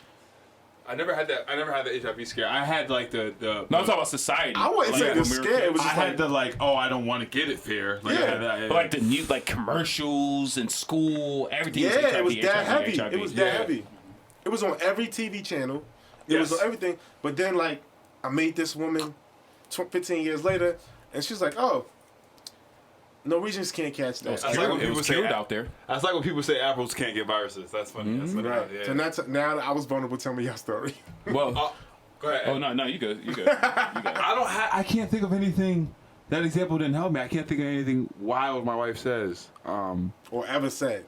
Me and my wife have so many fun conversations. I can't think of something to that degree though. Oh, so your wife don't get goofy? Oh, she gets goofy. We can no. She gets goofy. But I'm trying to say, I can't. Your example didn't help. Like Oh. to think of what she would say something outlandish. Yeah, I don't know. Ed, go ahead. I think my wife questioned my athleticism before, that and I pissed was you like, off, huh? I don't know where So you get that heavy. from. That pissed you off? Yeah. Oh, I know. Yeah. So, Yeah. so to that degree, my wife doesn't think I'm cool. Like she doesn't. Yeah. Think, Oh yeah. She doesn't think he's cool at all. My She wife thinks I'm doesn't- cool. She doesn't Yeah, think he's cool at all. She thinks I'm the like, funny. lamest person ever. I was like, this is like the coolest person ever. Yo, no. She literally thinks I'm so lame. My wife has no idea that I'm cool. She just doesn't. What do you mean she has no idea? Yo, She has no So idea. you think you cool? Oh, I know. I'm But she thinks she got a corny dude. Oh. I'm thinks like, I'm a corny. no, everybody knows this dude is cool. It's like one of the coolest she dudes thinks I'm, most people that's, know. That's outlandish. She thinks I'm lame. Yeah, like corny. I'm like, Nah, she know you for you though. No. Everyone, I'm open book to everyone. I'm not like I'm open. Like, So would you say she knows you for your absolute value? she, Absolute value. I think the beauty of it, she got my back no matter what. But like when it comes to like thinking like, yo, I'm going to do a podcast. She's like, oh, this guy, he's so corny. Like she thinks everything when I post. Like she thinks that she loves me. She thinks I'm handsome and all that stuff. But like she just thinks I'm Like, not. and then you posted this corny shit. She's such a lame. Yeah, that's the one thing. wow. I've never had that experience in my life when someone didn't find me like cool. My wife doesn't find me cool. That's I dope. would say my wife don't think I'm cool though. I think opposites attract. They're supposed to. It's a humbling factor. Yeah. Because like I've done athleticism stuff my whole life. Facts. Like I'm like, and like when she would think like, oh, you could do that. I'm like, what? Yeah. Yeah, What that's are you funny. basing that on? say- But his Tough. wife Yeah. thinks I'm the super athletic one. It's the like Oh, you are opposite. athletic, Yeah, no, okay. yeah, but like Golly. she like downplays him. Yeah. Yeah, it's Okay. Like, oh, you could keep up with him. I'm like, Yeah. yo, Go ahead, Pierre. Talk heavy. I don't. he doesn't have a I wife. have. But you has a have a wife, shorty he- that has ever been I like, do, yo, but- you said that for real? No, I'm not even like, talking about she like, be- yo. She be boosting me out. There ain't no. Yeah, your she wife be thinks doing you cool the doing man. her own Italian, stuff. bro. that's Italian. You're gonna get She spoiled. really boosting me out. I don't Okay. know. Yeah, you talk got. She heavy. think he's the Alright. man. Yeah, you know what's crazy? Cause like, I never had like so. It's so funny, like because I see people for who they are, right? And when my wife says something like that to me, it kind of like makes me like more confident in her. Cause like to me that's like an outlandish thing to say Yeah, out loud, right? Because, but it's only because I know what I know, and I had like an aunt and an uncle die from HIV, from AIDS, right? God bless. But it was like, okay, so you basically telling me you superhuman, right? But that's subconsciously. But like, Oh, you didn't give context. She's Norwegian. yeah, You didn't give context to that though. yeah. I Like, mean, you so didn't I, tell us that part. oh, Yeah. yeah, that's no, what I'm like, yeah. I thought you meant like she read an article. And Yeah. she was like, people from she think that she don't think that she could get HIV. Okay, got it. No, HIV's been cured in Germany on a person before. HIV has been cured by the Showtime Lakers too. yeah. Laker. Laker. just being clear. Now that makes sense because like you brought it up and I'm like, oh, now it makes sense. right. Is she from there or is she like born here and the parents? Nah, are? she was born here. There we go. Yeah. But So she did an ancestry and made it up. but she know like so my wife always grew up like her parents are like historians and they're like really smart people. That's dope. So she always grew up like knowing her deal. Yeah. And like that kind of made me weird because I was like, yo, like damn, like she's so super confident in like what she believes. It's like damn. But Like, you just could- said that earlier, so you gotta be pro in whatever you believe. right, you know? and And that's what made me think that. It was like, yo, like, she's genuinely, like, a genuine person, right? And she don't believe that whatever she says is ever wrong. To the point where she be like, that's Wes. You know what I mean? She be like, that's Wes. And she's just like, that's what she think. Is that ego? I don't think it's ego. Did you give her your book? I think it's confidence. No, I just think that her confidence is like like she doesn't second doubt stuff, and that's what makes her a great leader. Yeah, like she's an awesome leader because she can say something and like you could prove her wrong, and then she'll back you into you're right. That's ego, dude. That's ego. It is ego. No, it could be ego then. But what I'm saying is, for her to think that about HIV, like I know for a fact that anybody could get it, right? I mean, but when I heard her say that, I kind of thought, you know what I mean? Look it up. No, but she showed me numbers. Yeah. She was like, yo, look at this. She was like, yo, that might have been put here, whatever, but look. Yeah, I mean, maybe they practice safe sex over there. Yeah. God bless them. But at the same time, it's like, you know, like to build that confidence, it's like, bro, I feel like the reason I don't do a lot of stuff is because of lack of confidence, right? Yeah. Like, the reason I start my podcast, the reason whatever the case may be, right? But I'm always there. Where did you get that from? Let's get deep now. It's a self-limiting belief. Where'd you get that belief from? That what? That lack of confidence is self-limited. I don't. It's a self-limiting belief. I don't think it's self-limiting though. I think that like so. I personally, I fund the fear, right? When I start getting the butterflies, I'm like, oh, that's what I need to do. That's what I need to do, right? Or I could just be like, oh, I'm not gonna do this, and I hope nobody else asks me to do this. But like, why? So what makes you procrastinate though? Because you can fund the fear, right? Yeah. And then if you're not doing anything if you don't actually let those butterflies go. Right, 100%. Yeah. I think what makes me procrastinate in action is more of just that, the self-limiting belief that like I don't think like if things aren't right, I don't do it. But that's why that's why teammates, that's why brothers, that's why everything is so important. Perfectionist or something? Well, I wouldn't say perfectionist, but like I know how shit has to look to be right. No, that doesn't make sense. Right. So I'm thinking me telling myself that. Because here's why. Right. Someone has to make it look right. Someone had to make status quo. If status quo doesn't come from... Thank you. Someone has to do that. Someone had to make that mistake to make that look right. All right, so let me talk heavy. So I believe that winners win, right? Facts. I'm a winner. Win, I know right? that feeling. So you're a winner, right? You know that feeling. So because winners win, I often like to go left when they go right. Right? So I don't know how good my podcast room is unless people come. So I'll keep doing it and looking at it until I feel like it's to my standard. Right? So there's nothing telling me that this couldn't work over there or this, that, and the third, but I know when it's win and I know what's gonna happen.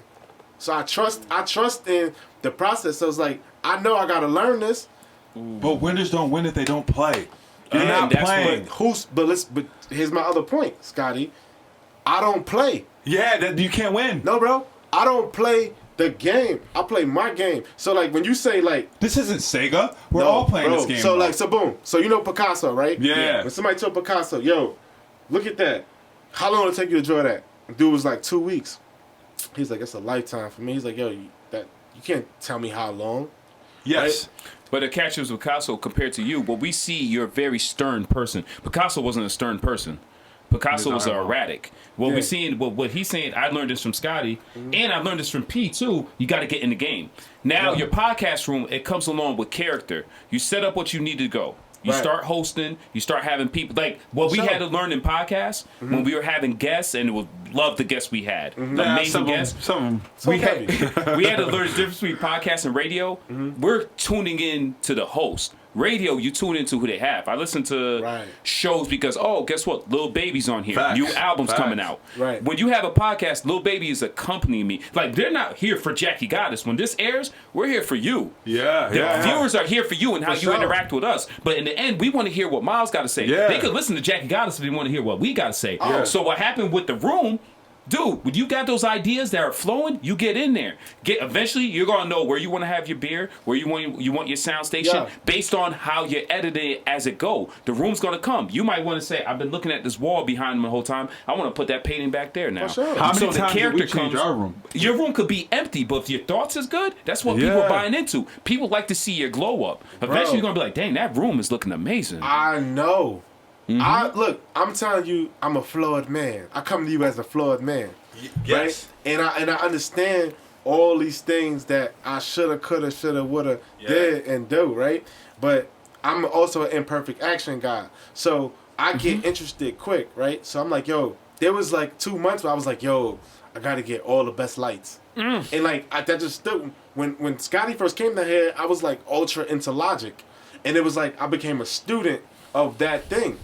So because I knew that nobody, like, people wanted me to start a podcast and all that stuff, but I, like, my ego was like, yo, bro, who cares what people want? I'm learning all these cool things. Like, I just, like, the first time I saw YouTube as a learning tool is when Scottie was here. And he was, like, pressing, like, rewind. I was like, oh, you could do that on that? And that was last year. I never used YouTube before that. That was 2 years ago. 2 years ago. I never used YouTube before that. So I'm just like, so when it comes to, it's just like school, right? What does 12th grade teach you? Right? Nothing. All right. So what does podcasting teach you? As like, what's the level of it? 12th grade teaches you a slim. Why Ed always got an answer? I got to answer that. So we get FX. It teaches you. FX. Because I had to say, what I learned from 12th grade. 12th grade teaches you a slim variation of being able to manage your time outside of supervision. 12th grade taught me how to teach skip study hall to get girls. Exactly. Yeah, and that's where you get it. Like you get you could leave go to 12th grade. school early, or you could come to school late. Yeah. And then next you know, your freshman year of college, you got to handle all that on your own. Mom's not gonna make you get up to go to Facts. bio. So that's what 12th grade is supposed to teach you. So my whole Manage shit your in own life time. is about breaking shit. Yeah, that you are confusing the mess out of me. You real. played myself. You played myself on this show. Play myself. Yeah. How are you breaking shit if you're not throwing it down? The thing is, I'm throwing it down. Y'all hear, bro? yes, and I'm thankful for it now. But I'm trying to I'm challenging this self-limiting motivation. Oh, right? self-limiting belief motivation. Yes, Okay. and the lack of confidence, because for me, it's like that's one thing I'm always good at is like I believe in confidence, and that's because parenting. My mom was like, "You're amazing, you're amazing, you're amazing." That's every day. That's dope. And like every day. So that was not that I don't have insecurity. It didn't double by that with my mom is Ed saying, "Yo, bro, you got big ears." So, or double with that, like you got a crooked smile. So, okay, own that. yeah. So that stuff came from me. Is like, all right, I don't believe in realistic. Right, so and this is where Ed humbles me and Pierre helps me too, because I'm the person who's like, yo, bro, we can jump over that bridge. Yeah. We can jump over that bridge. you're We'll be optimist. all right. We'll jump over it. We're good. But I don't think that when you have these things of like, I have to make it perfect in order to do it. There's still shit that today in podcasts that I don't know what I'm doing. I never was Gotta taught take that how to risk. edit it. Bro. I never taught how to edit it. Never went to school for Logic or Final Cut. Any of these things. I Because just that comes with skill. you That's just gotta skill. do it. I'm Skill not is molded. saying that. Now you want everything perfect You before want you everything even launch. perfect. I'm not saying that either. Nothing is gonna be perfect, but when I fall in love with something, I get romantic about it. Yes, you do. Oh, me too. It's So- that's a light. That That just means you're definitely- light So, skinned, baby. but and if it's at your expense, so be it. So like they want a podcast. I like lighting. I want bokeh. I'm gonna get bokeh. That's what I'm saying. And maybe that's selfish. And like I'll tell myself, like I said, this whole basement was unsalvageable when the journey started, right? But I used it. I was like, yo, all right, all I gotta do is finish this floor, then I can start the podcast. All I gotta do is do this, and I can do this, right? But that was presenting growth. So it was like the Kingland, right? But when I came down here to like learn this, the limiting part of it was I didn't know any of this, and I didn't even know about YouTube like that. Scottie, when he came down, he was like, "Oh, this is run." He put it. He was like, "I was like, oh, he trying to rewind his phone. Like, what's he doing?" I'm like, "Oh, that's YouTube." Then I was like, I took that gem. I was like, Psst, my man. And then I started watching YouTube. Then I started going down rabbit holes because I started looking at people's journey. And I was like, yo, he got this. Like, when I bought this desk, this is from Home Depot. I'm like, yo, this is a Husky desk. But I'm like, yo, this is a damn good, like, mixer desk. Yes. You know what I mean? So I truly believe this. Go ahead, bro. Because you said a gym in there. Talk heavy. Our only purpose on this earth is to help others. Yeah, service. So when you make a statement like, I do it at your expense and that's selfish, Yeah. that's bullshit. Because you can't be selfish if you're here to help other people. You don't know who you're influencing, and you are going to change someone's landscape. So Right. legacy is planting the seed and not seeing the garden grow, right? If you skip out or go into your rabbit holes and you're not showing your consistency and your talent, Right. you're taking away from your legacy. Yes, sir. You're taking away from what putting into the world. 100%. So look, bro, this is what I'm trying to tell you, big bro. I'm not perfect, right? Yeah, no, 100%. And I'm selfish, right? You gotta And check that, though. Yeah, right. No, look, of course we gotta check Yeah. it. But like, if everybody could check their ego, we wouldn't have Kanye, right? We wouldn't have the greater. Yeah, but greatness. you're Right. an intelligent mind who reads all the time. Right. So without application, what's the information without application? But my brother, I'm telling you that, like, I think I know what's best for you, right? From a standpoint of me giving, yeah. right? So when I say, okay, if this is right, that's what he's gonna see, Yeah. right? And that's why I say it's self-limiting, because you can see me in any point of my life and learn something, right? Like, last night I learned that what James Brown did during the Rodney King. You heard about that? What James Brown did during the Rodney King riots? Nah. He took that $10,000 to keep everybody in the crib so they could put it on TV. Oh, I didn't know that. Yeah, he did that. What? right? Wait, what did he do? He took during the Rodney King riots, Boston is a big. Rodney King was a guy in L. Yeah, you said- Nah, so That's Boston actually is the year you're a. born. You might have been born that year. Yeah, so It's Boston. 92, right? 92 and 93. Yeah. I'm just trying to help, bro. So they had a, in blue, like Mattapan, or like whatever. So in Boston was like a big black community, right? And when Rodney King riots, when the Rodney King like when he got beat up by the cops, that stemmed a lot of black communities to like riot. So the mayor of Boston was like, yo, we got to figure out a way to keep our shit intact. So James Brown was performing in Boston that night, and it was like, look, if we put this on TV, niggas gonna stay inside. Oh. And they say, and they, Oh. so that's that brown, that's the funniest thing I've that's heard. that's that brown paper bag money right there. That's the funniest thing I've They ever was heard. like, boom. Oh, wow. Bro, James Brown was popping like that. that's what, Yeah, what? boy. Hove got that. I'll stay home if Hove perform now. I'll stay home from a James Brown, like Yup. Hove. yeah, hands down. Yeah, Hove yeah. ain't I didn't see Hove perform Hove forever. not gonna do that. Like TV was such a controlling thing. Imagine they like. Dude, if Hove did a versus right, Right now, I'm in the crib, with bro. You're Drake, playing. crib. I'm in the crib. It could be aliens outside. I'm not coming outside. During the BLM, you in the crib. Dude, Hove versus Kanye? Yeah, What? I'm not even. but I just back, watched Keisha Cole. but back on I my, did not. but back on my smoke, right? I'm in the kid. I'm in the crib. Yo, but back on my smoke, because I want to bring it there. It's like, the way I feel, and my wife, you can ask her. Her and Scottie was in my ear, like, you just need to start. You just need, and I'm just like, start without the mic check, start without the boom mic, start without the perfect lights. That's how amateurs start. So you're saying that's I like start when I start. you need your environment. So like if I play basketball, right? I can't have a whack fit.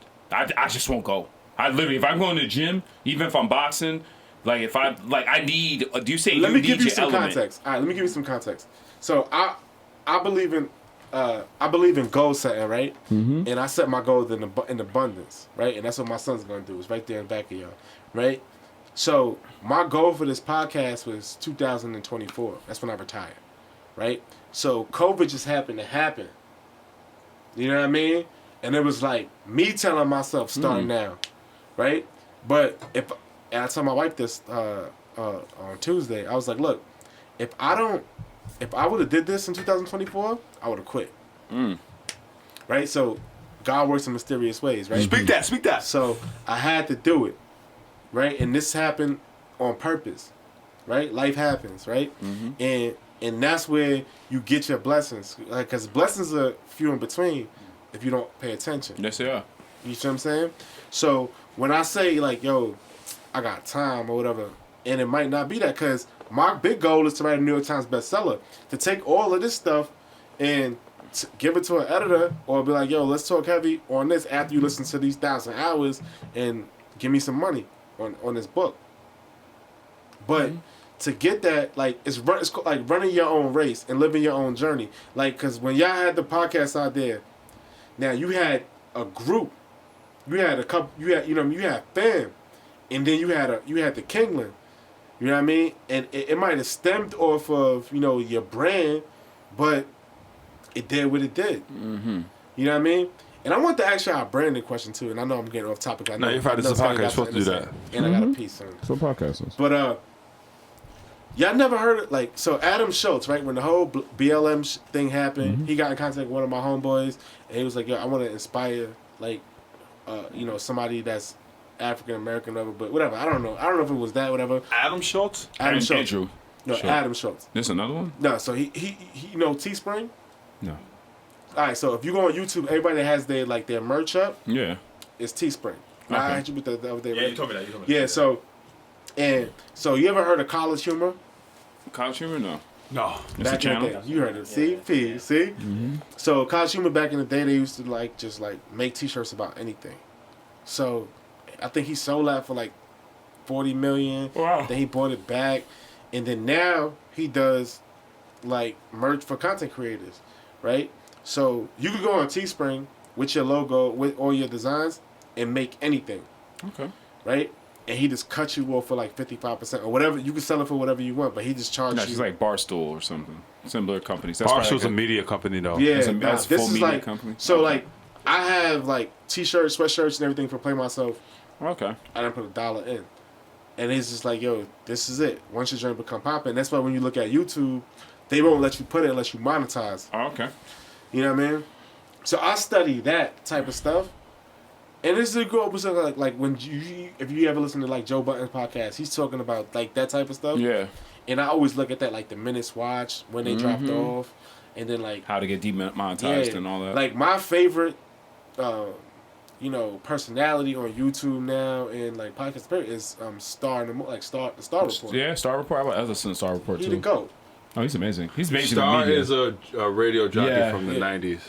Before Now you Joe might not Rogan. know Star, yeah, because You I probably barely know Star. you know what got Star off though, right? He said some anti-Semitic stuff, right? Nah, Nah, Star was 11 way joke? big before that. Yeah, No. He got yeah. canceled earlier. Yeah, that's what got Kim. Hits anti-Semitic Nah, stuff it got wasn't him off there. anti-Semitic It was stuff. a 9/11 joke? Now hear about that bag. It's the Aaliyah joint. The Aaliyah joint. I knew it was something. Dude, you know what's crazy? And I actually was gonna say it for our show. I was thinking about like history breaking moments you remember in life when you were a kid. I remember listening to that. I remember listening to Star when Aaliyah passed. What did he exactly do? A plane crash sound. Oh, wow. That's disheartening. Aaliyah was one of my first crushes. Aaliyah is everybody's first crush. On his show. I actually had a On chance, Hot guys. 97. I used to listen to Star all the time. I had a chance with Aaliyah. Yeah, right?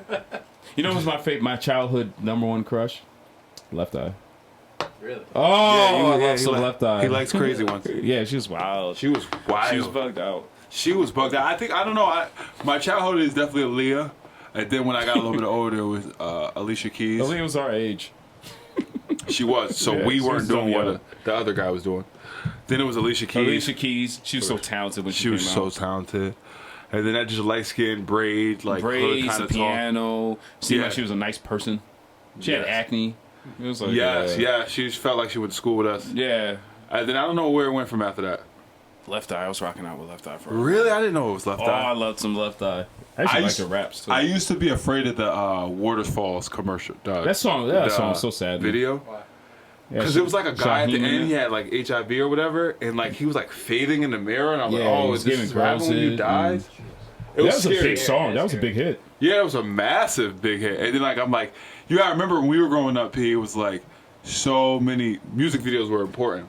Like they're still important now because they go to like directly to us, but like the morning music show you would stop and watch, and then Yeah, the just like TRL, you wait oh, for album drops, Yeah, you yeah, wait yeah. for mixed video drops. Nowadays, you got so many. So many, they don't hold the weight they used to, or Dude. budget. Like Yeah. Some, We got some, us. some do. We got for us. big artists, like if Drake drops something like that, Yeah, the one with attention Lil span. Durk. Yeah, that's the hardest thing to navigate. That's like is with our show, and that's the thing with having a podcast and the video editing, and like I try not to I think the numbers are important, but I try not to fall too much of a prisoner for it because of the fact that like I want to focus on making the greatest content ever, and I don't want to make clickbaity stuff. Like I don't want to make stuff that's not organic to us. And my thing is just legacy. Like if it hits, right? Like we had a show like 3 weeks ago, 700 views on one, and I was so impressed by that. I was so excited about it. And then I caught myself almost getting insecure that the next episode didn't do that. And I was like, why do I care? I do care, but I still got to make the best episode. I can't worry about consistency. That's why I'm different, though. Yeah, so I That's got Consistency and quality. So I think that's where maybe my lack is, and that's why I'm different. So I always look at the goal, right? So in YouTube is 4,000 and 1,000. Yeah. Right? That's the goal. Yeah, 4,000, 1,000, 100%. Right, I'm so- sure that's our goal too. So that's the goal. So when you say to yourself, okay, how do I get that? And then you say, okay, now this is what the dude like. So I asked Star, like I always ask. So I asked Star for his marketing deck, right? And he sent it to me, and I'm gonna market on his show. I heard he reaches to everybody. Huh? I heard like Oh, yeah, about bro, Star. his Yeah, shit's Star crazy. gives you knowledge. He got a promo right now saying like, all you gotta do is buy like a pot, and then he'll run your banner for a month There's and a half. so many people that program through Right? Star. So he's saying this. So I'm like, all right, I'm gonna do that. So I bought a pot today, it's $40, and that's free game. But how do you make that? Like, how do you get there, right? And then I look at Hotep, right? And Hotep is a marketing genius, but he always says that branding is more important than marketing, right? So when I see how he does it is, you know what he does? This is crazy. You're gonna laugh. He plays chess on his YouTube channel now. That's dope. Live. So he's playing chess, and 1,000 people's watching for 3-4 hours. How do you? play, I'm sorry. I keep. he just goes live. It's Twitch. Yeah. How you guys? No, feel on about chess? YouTube. Oh. We can put this Yeah. live right now, right? Yeah. So it's just, you get the YouTube key, and you, like going live is like one of the most important things, right? Yeah. Uh-huh. If you could, but like how they do it, right? So and Uncle Hotep, he does like a kettlebell class for 20 minutes. So yeah, so Like so, you, like when I see you when you post your workout in the morning, Yeah. I'm like, yo, you was like, yo, follow Scottie on YouTube. People were tuning in at 7 to see. So that it's funny you say that because that's what happened at that's what happened when we had the Proctor show and we sold the Proctor show out is because before that the marketing what the Proctor's marketing team told me was you need to showcase your workout every morning. Like you have to showcase, and I got to get better at that. Ed is always yelling at me like, "Yo, please talk on your live, please talk on your live," and I always fail to do it. But my thing is, how many times have you discovered a YouTube creator or something, and then went in their archive and just binge watched everything? Oh, in the yeah, right- I've done it a lot. So one of my favorite people was Casey Neistat, and like I remember just watching this guy back to back to back. So my thing is like, we have 60 episodes out, right? yeah. I'm just worried about making the best archive content possible. And then one thing will hit. It will. I know. I believe in. I believe in us. I believe in the goal. So one thing will hit. Like today, we're putting out a trailer of Rec doing the Martin Luther King impression of ordering a ham sandwich. Saw that. It's hilarious. Yeah. I had 3 people hit me about like that's why I had to make it a trailer. It's funny. I made the trailer not thinking it was going to be a trailer. Where I was like, yo, I just wanted to show these 3. It was hilarious. And then someone was like, yo, bro, please make this a trailer. And I made it today because of that. But like my thing is just I want us to make the greatest content as possible. And when that one thing hits, we'll be already in the race. We'll be already consistent. It won't be a situation where like now we're trying to mimic that same thing over and over and over. Because I see that all the time. That's the equivalent of what hit wonders are today. You get the Shiggy challenge. Now he's trying to create the Shiggy challenge over and over. And I'm not picking on him, but I'm just saying like he wasn't ready for his success to go to the next level. I think that people don't Right? really, I think that when it comes to like Shiggy, I think that like And I wasn't trying to pick on him. No, I'm just using that as an nah. example. the thing is like you got to look at the platform for what it is. Yeah. Right? So like he should have been putting stuff on a different platform, but he wouldn't have got recognized. I feel like Instagram is a commercial. Yes. So you show that, but like there has to be an after. And, but that, and there has to be a before. But Right. sometimes You the have stuff put on your plate you wasn't expecting. Facts. You wasn't Right. expecting to be in a room. How they say like In what's the room that where it called? happens. No, like my idols became my rivals. Yeah, and yeah, things yeah, like yeah. that. Like the people look up to be. He wasn't expecting to be in a room with Meek and all them. But that's why he got no beef with Fab and him He got because beef with Fab because he was actually trying to charge Fab for Yeah, something. because he and wasn't ready. He's not having any guidance. yeah, and it that's the kind- thing for us is like I sorry to cut you off. It's like if we're consistent. We'll be ready. We won't have to worry about these awkward conversations because we're already been doing this. We're already ready. This is in our pocket. This is something we do all the time. And but we also have this. This is our regimen. This is our week. Like Pierre works out every day. You can't be in shape if you're not working for it. So our regimen is Monday nights. You know where you got to be. You know where you got to be, and you got to be consistent. And you got to look at it as it's fun, it's our job, but it's also have to be a matter of you got to be disciplined and do it. You know what I'm saying? And this it brings me. I brought up chess. Like you guys, how do you feel about chess? I know how to play. I don't play. With chess, going with like what we're saying, like let's say Shiggy's situation, getting to the next level. Yeah. So like take like with chess, like there's like many moguls that play chess. I learned this when Jay-Z, when Beyonce dropped the Black is King thing, right? Yeah. So Jay-Z's playing chess with people in it, right? It turns out he was actually making moves with someone in the world that he's playing a current game with. Yeah. So like let's say me and you, all four of us, right? We can have a consistent game of chess going between us, but it's not a day-to-day thing. So let's say I have 3 tables for all of us, right? You call me and tell me, yo, I made a move on this. And that's we might do a day-to-day or we might do a month-to-month. There's some people that play one chess game over like 2-3 years. Yeah, I've seen that. And I've seen that and it was like, I had to read like, why do people do that? And it's supposed to be before you make your next move, what have you educated yourself on before making that next move? And your next move is based on where you are mentally. So now look, how many podcasts has connected? Do y'all know? No. I'm not sure. See, try to look at stuff like that, right? Because I look at it like, all right, so in Twitch, they do this thing where it's called room rating, right? And, you guys know Eric C? No. So he was a dude that was on my podcast the first. He's like one of the biggest DJs in Albany, in this district, right? And he tells me, he's like, all right, COVID's happening, I got to get on Twitch, but I got to monetize. So then what he did was he joined, like similar to what I joined a platform, and he just goes on every night at 7 p.m. and DJs, right? Because he has to get his minutes and his hours in. But then what he did was, with that community, they built something called a raid. So the DJ that went before him, it's like a 24-hour set, almost like what the podcast networks do, and they'll just bring their people in there. Yeah. And then they make sure that they stay for a certain amount of minutes just so they can monetize. Yeah. And it was like, oh, that's kind of dope. I never even thought of it like that because the only thing you have is YouTube. And if you look at like why Joe Rogan left YouTube, y'all ever try to post your thing on YouTube and it's like, all right, this can't monetize because of this. Yeah. Right? You could get demonetized for so many different things.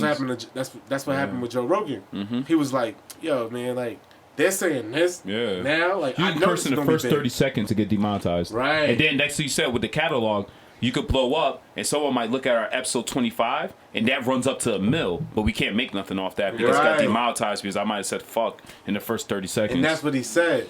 So when Joe Rogan say that, and to me, like he's one of the GOATs of it, and I'm like, damn, this is crazy. But then that puts me back in my head because when like I go, I'm like a distance run. I'm like a sprint runner.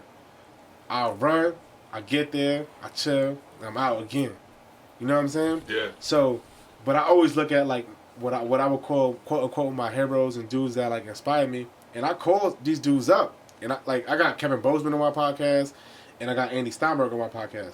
Yeah. Andy Steinberg not on yet because the audio is messed up on it. But with Kevin Bozeman, when he was giving me that game about a joke, he's like, stick to your truth. That stuck to me in so many ways. Yeah. He was like, yo, the longer you stick to your truth, the funnier the joke is going to be. Real talk. You know what I mean? And he was like, yo, just depending how you deliver it. But if it's true, you're never going to be as embarrassed as if you try to think That's of a lie. That's a fact. That's how I joke. So when he was telling me that, but then, like, when I'm looking at his crib and I'm looking at who he is, I'm like, yo, this a regular dude. He taking comedy like a job. As you should. Not like I mean, when I say like a job, he like, all right, I'm about to be in Bozeman, Montana this weekend. I'm about to do this. I'm about to get 2 racks here. And I'm like, damn, like, this is the actual, everybody's not Kevin Hart. But the catch is, before he took it as a job, he realized it was an art. Yes, and that's the beauty of it. That's why your own economic freedom is you can do what you love without the restrictions of getting a paycheck from the man. And but podcasting is an art. And that's what it is. And like for me, it's like when you look at stuff like that, like YouTube is because everyone is becoming super sensitive and all this stuff. YouTube is just a means to justify the end. The end is the sponsorships. The sponsorships have to be aware of this is what you're signing up for, and like we say things that are going to be outlandish and outrageous, but whatever, it's our independence and it's our freedom. So we use YouTube for that. But then there's other platforms like the Patreon and different things that are coming about where you can actually have a subscription where they're actually paying for you a monthly show or weekly show. But YouTube is the avenue to get there. You know what I mean? And I think that for us, it's just a matter of like understanding the importance of content, right? That's why, like, when we had a producer Eddy here a little while ago, I was like, yo, Eddy, can you take certain pictures? Because pictures just drop the way pictures go, right? Like, I've had this notion forever. Jackie was something I believed in from the gate. Once I put Pierre in a picture, everyone started believing in this shit. Right? Like, it was a situation of people just, the attention span of his generation and our generation. Right. They don't really want to hear a 15-second joke, but they see a pretty picture. I can bring the traffic to Ed now. Right. And now Ed's 15-second joke is hitting on a trailer. Now I'll get a half an hour from them. But I have to put the work in first in order for that to combination. For them to watch a 4-hour show, it's a matter of like these little steps I got to give them. And I got to give them breadcrumbs. Hansel and Gretel. Right. Yo, picture. Ed, 50-second, bow. Now we got this long production. And then the long production goes into, all right, now sponsorships coming. Yo, can we do a live show? Can you do a pop-up shop? Can you do these things? But you have to put the work in. I got to make the mistakes in order to get there. That's what I'm saying. It's like, so, and don't take offense to this, but it's I'm like, going to take all offense to it. I'm sensitive. It's like your brand is like you're still all over the place with it. Yeah. Almost like, because like, to me, I'm like, okay, Ed needs, from what you just said, Ed needs to go live and just answer questions like Ed on live, and that would just build an audience, right? But then I'm thinking, like, you're saying, okay, we got to do a pop-up shop based on this, and Pierre's audience understands this, and it's like, it's still trying to be like the mode. Mm-hmm. It's not all over the place because it's a method, right? Right. It's not even like all over the place. I understand our demographic is a large scale. And I understand that I'm not getting to Pierre's generation the way I'm going to get to Ed's generation. Right. Right? And I'm not going to get to my people's generation because I'm just the host. I'm just the pretty ESPN girl. Don't right? say that. Don't say no, that. Don't I'm say joking. you're a girl. I'm joking. Black I'm man. joking. Don't say you're a girl, black man. Facts. I'm a super Emasculating man. himself. I'm Superman out here. You know what I'm saying? You know what I mean? The dominant gender. You know, but anyway, no, I'm saying like I know I have to get in different pockets, and this is coming from when I did music, right? Like I was a hip hop guy in a folk band.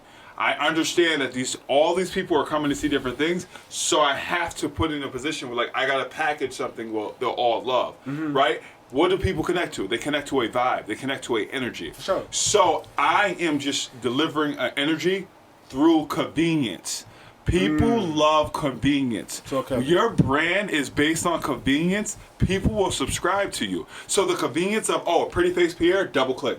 The convenience of a funny joke from Ed, double click. I have to give that convenience. So it's not all over the place. It's just I'm learning that 15 seconds is the way of the world. That's now. real talk. It's the way of the world. So if I really want to get in that pocket, I just don't want to be gimmicky. But I can do TikTok and dance all over the place. I just don't want to be gimmicky. I just don't like that gimmicky stuff. But like I understand it's a convenience. Your TikTok at like 19 years old would have been My TikTok would have So been crazy at 19. I agree, been but nuts. disagree with you on that. As you should now. That's why I want to be here. Yeah, you played because yourself. like You played yourself. I feel like no, it's not like it's play myself, right? Like not play yourself. But I dig that, but in the sense of this is how I understand it, right? I understand it like I know what's what, just like you know what's what. Yeah, right? yeah. But and we could be saying the same thing, right? So when I say that, okay, if Ed went live with FX, so like say like if y'all did a show and he went live with FX and just answered audience questions like some people are doing right now, that's different, right? Or if I started today, like when you guys came in and I went live on the setup, we probably would get more views on the setup than we did on the show. Yeah. Because I think that it's human nature, or at least male nature, to say, that's how they did it, I could do better. You see what I'm saying? As far as ego, yeah. it's the ego, Yeah. but the ego exists unless you're 100%. super self-aware. 100% right? has to exist. And how many YouTube videos did you cut off halfway? Me? Yeah, you watch every YouTube video through. No. I'm not like weirdo. I stop and go back.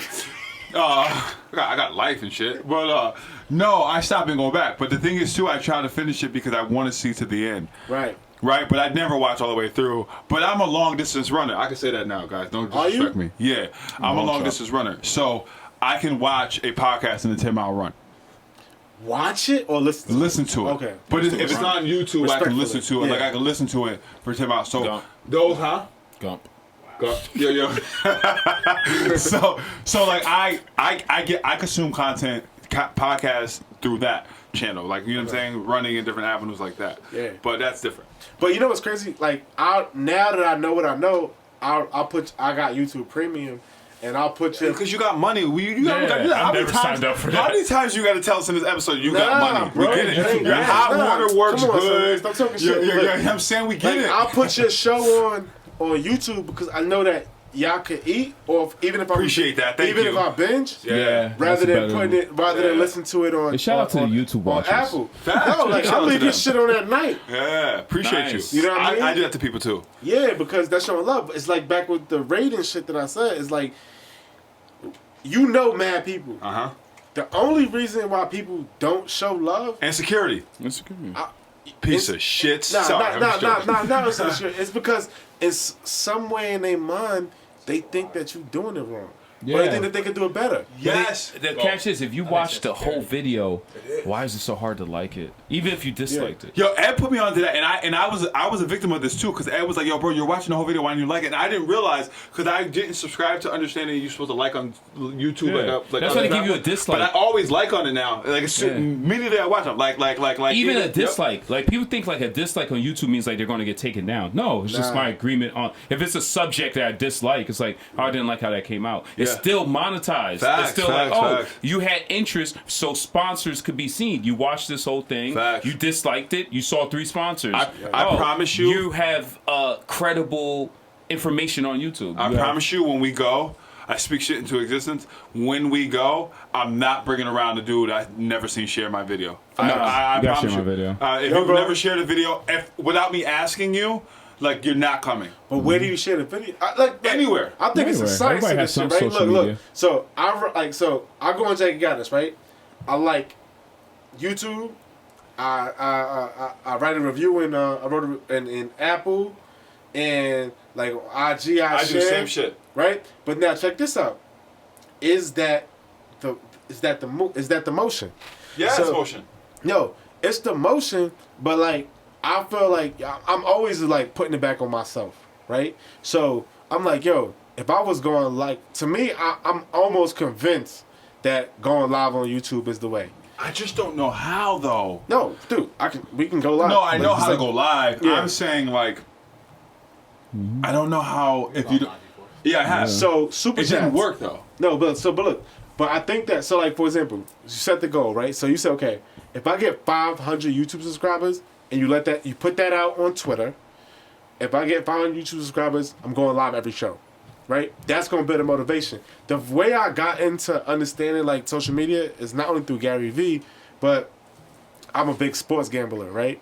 I used to be bigger. Damn, another front, bro. Right. He just dropped it. All this money he got over here. So Jeez. no. So it used to be this dude named CB, fake fam. He used to call us up. He used to call all his followers fake fam, and he's like, "Yo, 100 retweets, I'm putting out a podcast."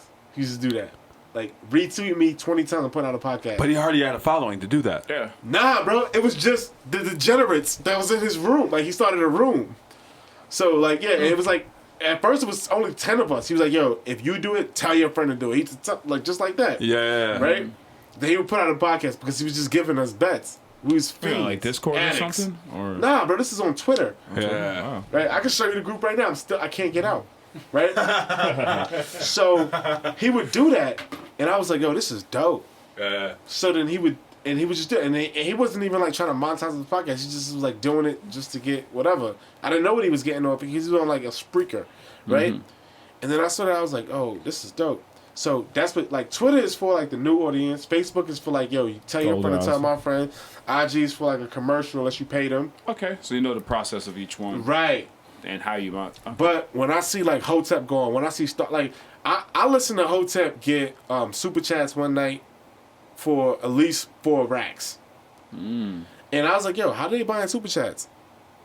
And it's like, yo, you ever try to buy a super chat? I don't know what a super chat is. All right, so when you go live, if people like you, they could be like, yo, give them $1, give them $2, give them $3, give them $4. And it's a super chat. Like I don't a watch tip. these men get $4,000 from going live. Yeah, it's like a tip. Like a tip. Oh, okay. Right? Got it. But in Twitch, they use bits. Got it. Right? And it's like, damn. Everything that's the social right now has it. Like Yeah. every single thing. YouTube, between So Twitter, when you everything see has that it. happen, you're like, yo, this is why these dudes is going live. Instagram hasn't picked up anything like that yet, though. Nah, Instagram don't do it yet. No. But Instagram is the commercial. Facts. You That's see what true. I'm saying? Like, the show is there, and on Instagram, you really want them to go to look at your merch or look at whatever you're selling. But you're trying to brand, like, that's why branding is so important. You're trying to get them to match your style, right? So when you look at, like, Jackie Gotta's, like the way I look at y'all show is like, yo, this is like current events from like people that think like me or people that look like me. Yeah. Right? So, but I'm really thinking, I'm like, yo, what do Ed got? And it's another dude y'all had on there, like, he's a bigger brother that he had, Big like, Nick? I forget his name, but the perspective, right? But then I'm also looking at the editing. Like, I'm always looking at, like, yo, like the cuts, right? Because those are desires. Yeah. You see what I'm saying? Facts. And I know you, Yeah. so it's easy for me to ask, but when it comes together and, like, the date and all that, I'm like, yo, look at their turnaround time. Like, mystery breeds seduction, breeds everything, right? And I credit that to between Pierre, Scottie, and Eddy. Like, one thing, like, every week, like, I don't see that part. That production's on Scottie. I and know, Eddy. you the star. When I see Facts. when Easily. I see it, like, it amazes me every week. It takes me a minute to drop it Nah, because for I'm sure. overly watching it. I'm like, yo, I can't. I send it personally to people. Like the editorial work is just amazing on it. Like, Nah, for sure. what they put, but it's also I seen bad editorial work when we first came into it, but I didn't see it that was bad. I was seen terrible. that the man was learning. You know what I'm saying? Right. And then when I go on my Mac and I'm looking at different programs and I'm like, dang, he putting the time in. Like, and it's not something you could put the time in and look at all this stuff, but practice breeds good habits. You know what I'm saying? Reputation. So it's Yeah. like, you gotta do it. You gotta do it. You gotta do it. Right. You gotta keep it moving. Even like speaking on the mic, like at times not being confident or knowing when to change a segue or whatever. Like right now, like I want to change the segue. Like you got me on that question about that $200,000. I want to Let's get to do it. that. Yeah, let's do that. I want to get let's to that go. Let's talk $200,000 happy then. because Yeah. I think we all gonna Yeah, see a because different look view. how Scottie looking. Scotty's looking like he thinking too much about, like he thinking about money right now. We can't do that, Scotty. Go ahead, Ed. So like you said, say the Ask the question question again. over. Ask the So the question. question is this: if you had 200 racks, right? And like say like now, like all right, you planning your kid is 2 years old, and when he's 17, he's thinking about going to college. Do you one let him go to school, right? And you're gonna have to pay for it, whatever, or if because you have 200 racks, you pull him to the side and you had that conversation with him, like, yo, what do you really want to do? Right? Because college is an experience. Like you, like, what do you want to do? Like, and he says, okay, I want to start this business. Like, yo, start that. Here go 100.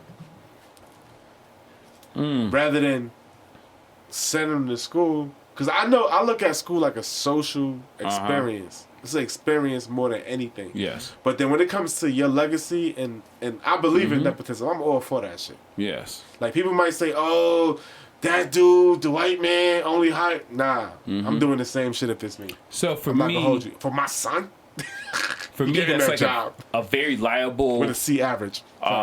A very liable future because that's like sort of how I'm setting up my children at the moment. Like I took out policies for around the age of 18 to Right. be having the access to $200,000, $300,000. Of course. And underneath my supervision, but I'm really big on like concept of learning how to build generational wealth. But I think it exceeds. Like I think when it comes to family, I think it exceeds your personal children. Like, I grew up when, like, everything is cool. We got uncles and we got all that shit. But when it comes down to your personal children, it's going to override who's a fucking cousin. And I've been through and dealt with that in my life, and I felt like that was fake.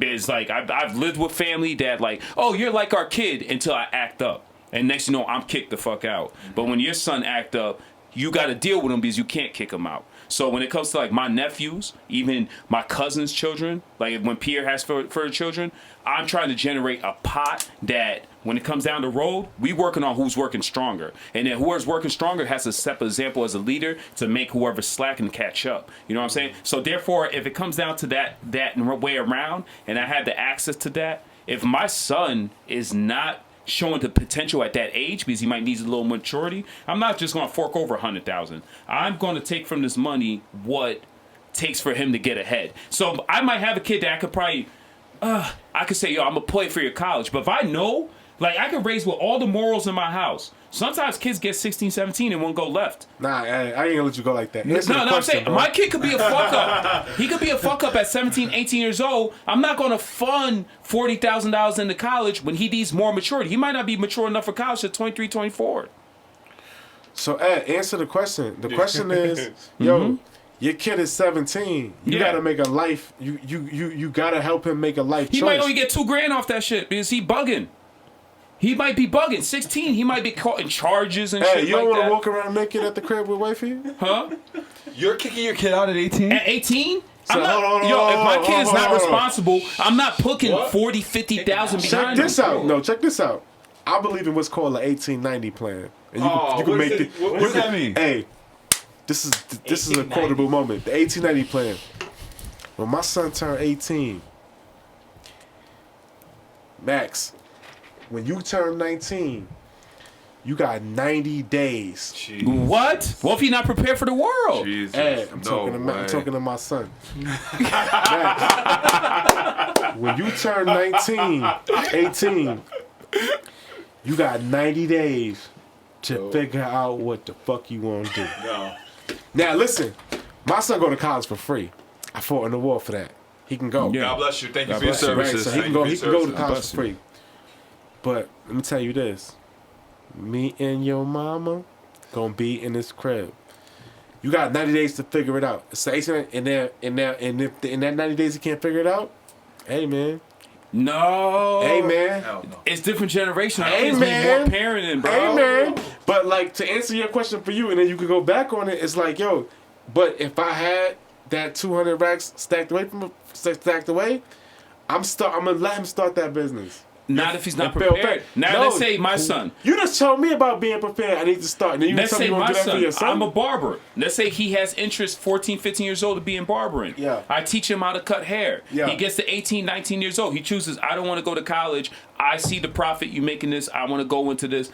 He's showing me some responsibility. I can invest into that. If he's not showing me, even with the morals, life changes. I could be fucking up in 10 years and have to get checked by Scottie. And that might cause things on this children to grow immature. He could be at 19 years old. I'm putting $100,000 besides. He's like, yo, I'm going to open a sneaker store. But he don't even like waking up early in the morning. But he don't even like your being facts responsible that money. shows him that, bro.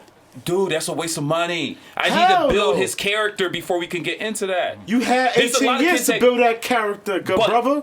You're completely right. But also, I completely agree with you. But things can change. There's some kids that you could put a lot of effort in. I'm not saying, with the direction I'm going, my kid might be responsible. He is going to be He's responsible. going to be responsible. Say But you it. never know, 18, 19 years old, I have to re-examine his character and see what I could put in his position. Because I could wake a little bit and put him in his position and be in a better time. We all wasn't perfect at 18, 19 years old. We also I was didn't have perfect. daddies. Exactly. Yeah, completely right.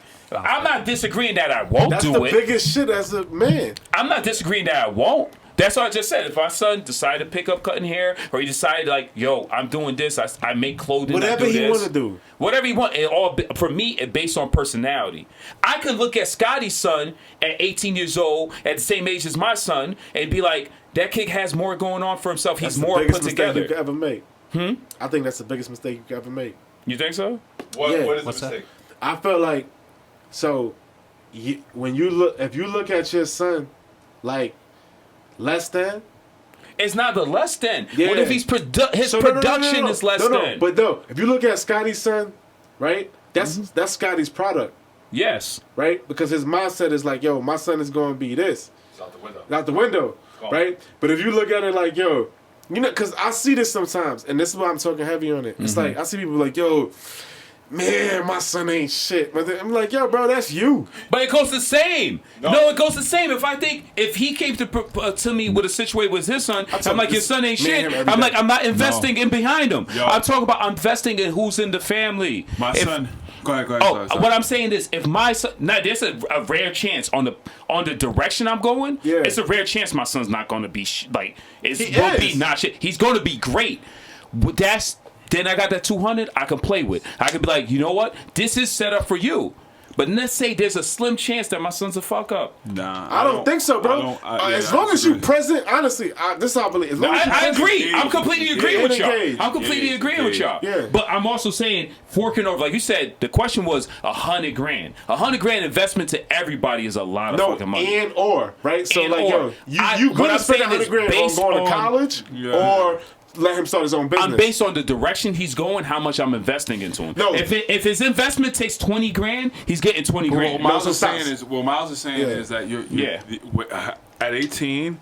Whoever he is, it's on you. It's not on him. It's on you and how you engaged through these years. So, like, I don't.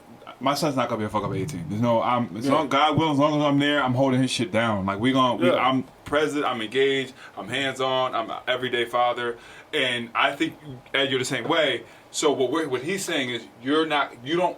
Answer the question where you don't have to worry about him being a fucker. Okay, and that's what my answer is. My answer is based on his potential. Yeah. Based on his potential, 18 years old. Yeah. We have $200,000 to work with. Let's say his potential at the highest, but I'll take away the fuck up. He is a good student. He might play sports, might walk on, or he might have a scholarship. Who knows what it might be. If he chooses college, guess all right, we're going to see grade-wise where you get accepted to. You're not gonna. My biggest thing, I don't want no student loans on my children. Right. Because I feel like student loans is a form of slavery. Let me put it back on you, bro. My fault. Let me put it back on you. He's gonna want to go. Like, say he wants to go to college. Yes. Right. But you know that there's a business that he can start because you see his. But if he's not mature enough for business, I'm not gonna tell him to go to business. You see the growth already. Yes. Like your son is like, yo. Yeah, his son is like, his teachers are telling you he could be a lawyer or a doctor. Yes. Right? But Right. you like, yo, I got this bread. Yo, this dude could start a ill-ass, t-shirt company, say. And that's where I'm going. If that's not his desire, I'm not forcing him to do that. But then he wants to do that. He But wants his to do teachers that? are telling you, he got a 1,700 on this, he got a 1,600 on his SAT. And it's like he got accepted to Harvard and all this thing.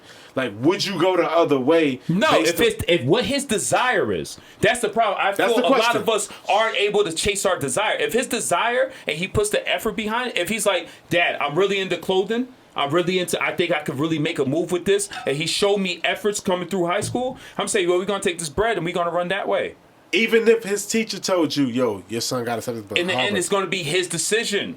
If he Okay. wants to go to Okay. school, that's the thing, the complete positive. If he wants to go to school and he can still chase his desire with going to school with more security, that money's going towards there. Okay. If he's showing me he's a responsible person, like he's already been making shirts. He's already been showing me things about responsibility. He takes care of the things he takes care of around the house. He's already shown me certain things as his character as a man. Yeah. That like being a business owner and working with other people and seeing people that has worked under me become successful versus people that aren't successful. And I'm like, okay, you look like everyone can't go into business for themselves. It's not designed for everyone to go into business for themselves. All right. Some people have to learn from a job how to conduct yourself. You know what I'm saying? I'm not talking but about if this job, I'm kid, talking about he college. waking up, I gotta still wake his ass up to go to school every fucking day. Ed, I gotta fucking that's make sure he training, bro. washes his clothes and all that Yeah, shit.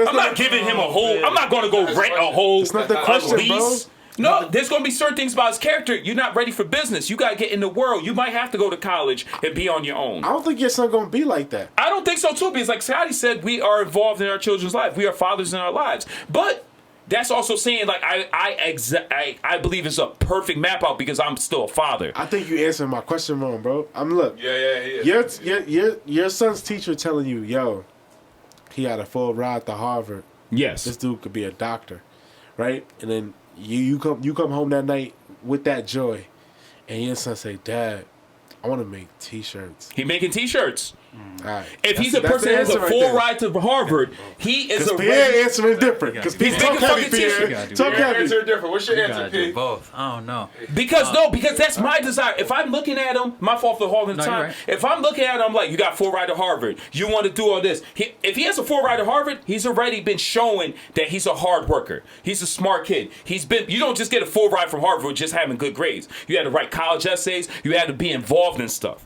But if he's telling me, yo, I got all this and something I truly don't want to do, the money don't mean nothing to me. I'd rather make less money and be happy in my life than be rich and be miserable. If you have a desire to do fashion and that's what you truly love and you're going to put all your effort to it, this 200 grand is going towards that. So that bread, so like you said, that 200 grand is going to that.